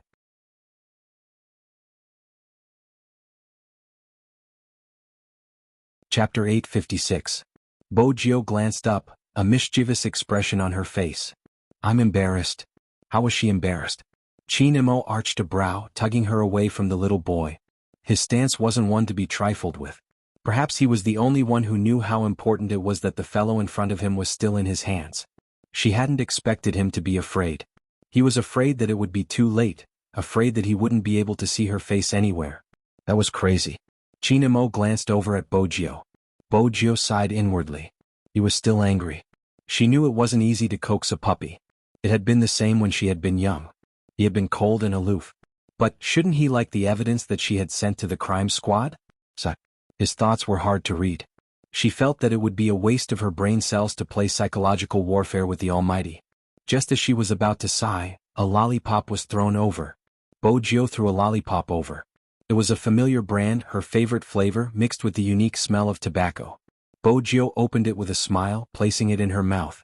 Coupled with her black headband, it was a delightful sight. Chinamo didn't say anything, tightening his grip on her left hand. After seeing this scene, the shop assistant and the little boy could still look at each other, and then turn their heads to gossip. However, the members of the Major Crimes Division following behind them could only watch with their heads lowered. No one could figure out what was going on. More importantly, the young expert didn't head straight to the parking lot. Instead, he headed to the coffee shop on the second floor. There was a brand new laptop by the window, the screen lit up and running. Fatty felt that he had to inform his boss over the phone. Young master, that expert just now shouldn't be Little Spade. Little Spade has been caught by you, but the defense system is still clearing the virus. From the time and floor, it doesn't match up. Chinamo didn't say much, replying faintly, "Got it." He hung up, his long fingers caressing the edge of the laptop. It was still warm. He asked casually, "What do you think of this laptop?" It was obvious who he was asking. Bojio arched a brow, smiling faintly. "The quality isn't bad, it's suitable for research in the police station." With the help of the lollipop, her thoughts became much clearer. Very few people knew. What was the reason she ate sweets? In fact, after the large-scale network defense, she absolutely needed to supplement these things, otherwise her thinking would become sluggish. On top of that, the battle of wits and courage with the Almighty had consumed a lot of brain power. That was why she wanted to eat something. Scientific research shows. The more you work with your brain, the more sugar you need. Just like how a certain lawyer loved desserts, it was the same logic. However, because of this, that was when Bojio realized a problem. If she knew this kind of research data, it was impossible for the Almighty not to know. Why did she feel like the lollipop in her mouth was something the Almighty used to test her? Young Master Chin. Looking at the computer, the crime squad member suddenly realized something. Something's up. Chinamo lowered his eyes in the direction he was pointing at. His dark eyes swept across the screen, his emotions indifferent.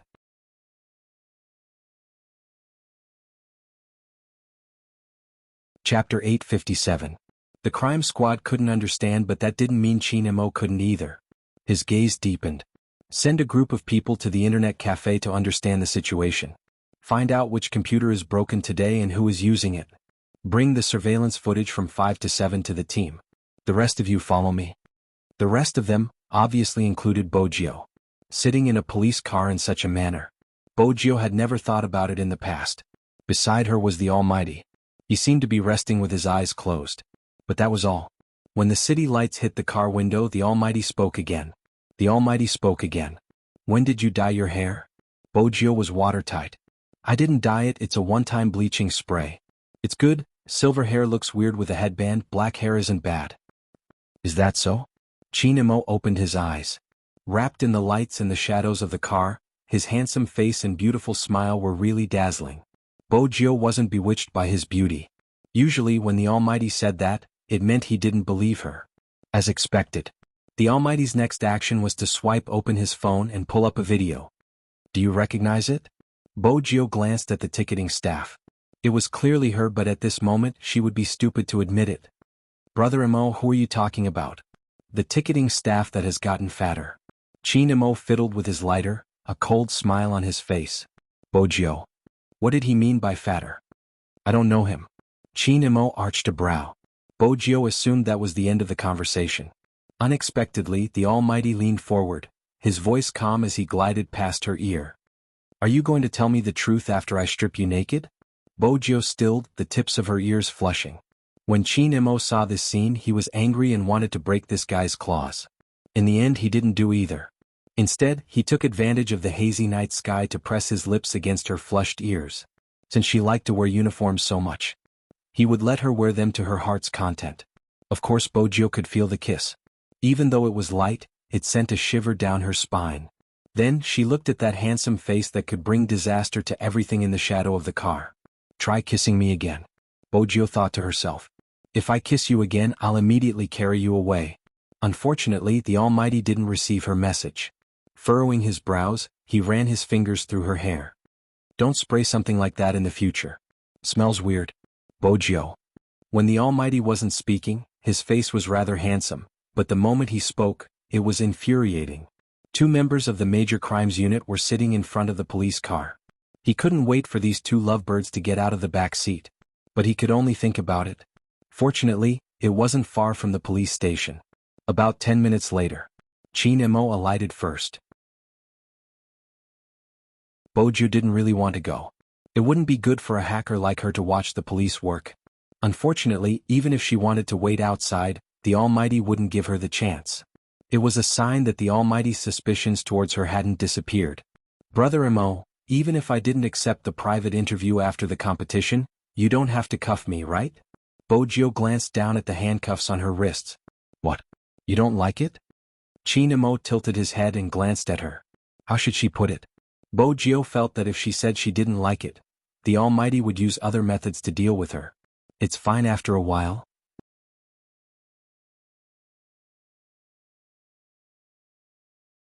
Chapter 858. There weren't many who entered the crime squad in such a manner. Director Huang coughed heavily when he caught sight of the person Chin Mo was handcuffed to. He thought to himself, if you want to date, then go ahead. Why do you have to come to the police station? Weren't you supposed to be the interrogator? Was this how you interrogated the case? Director Huang wanted to facepalm. She was really born with a silver spoon in her mouth, and yet she was still so high profile. Where's Yu Hongliang? One of Chin Mo's hands was cuffed to Bojio's, the other stuffed into his pocket. It didn't affect his noble aura at all. As a bureau chief, Director Huang had to maintain his composure. Interrogation room 2. He glanced at the youngster in his hands, meaning you're not letting him stay? Chin Mo replied nonchalantly, he's a suspect as well, we'll interrogate him together. Director Huang.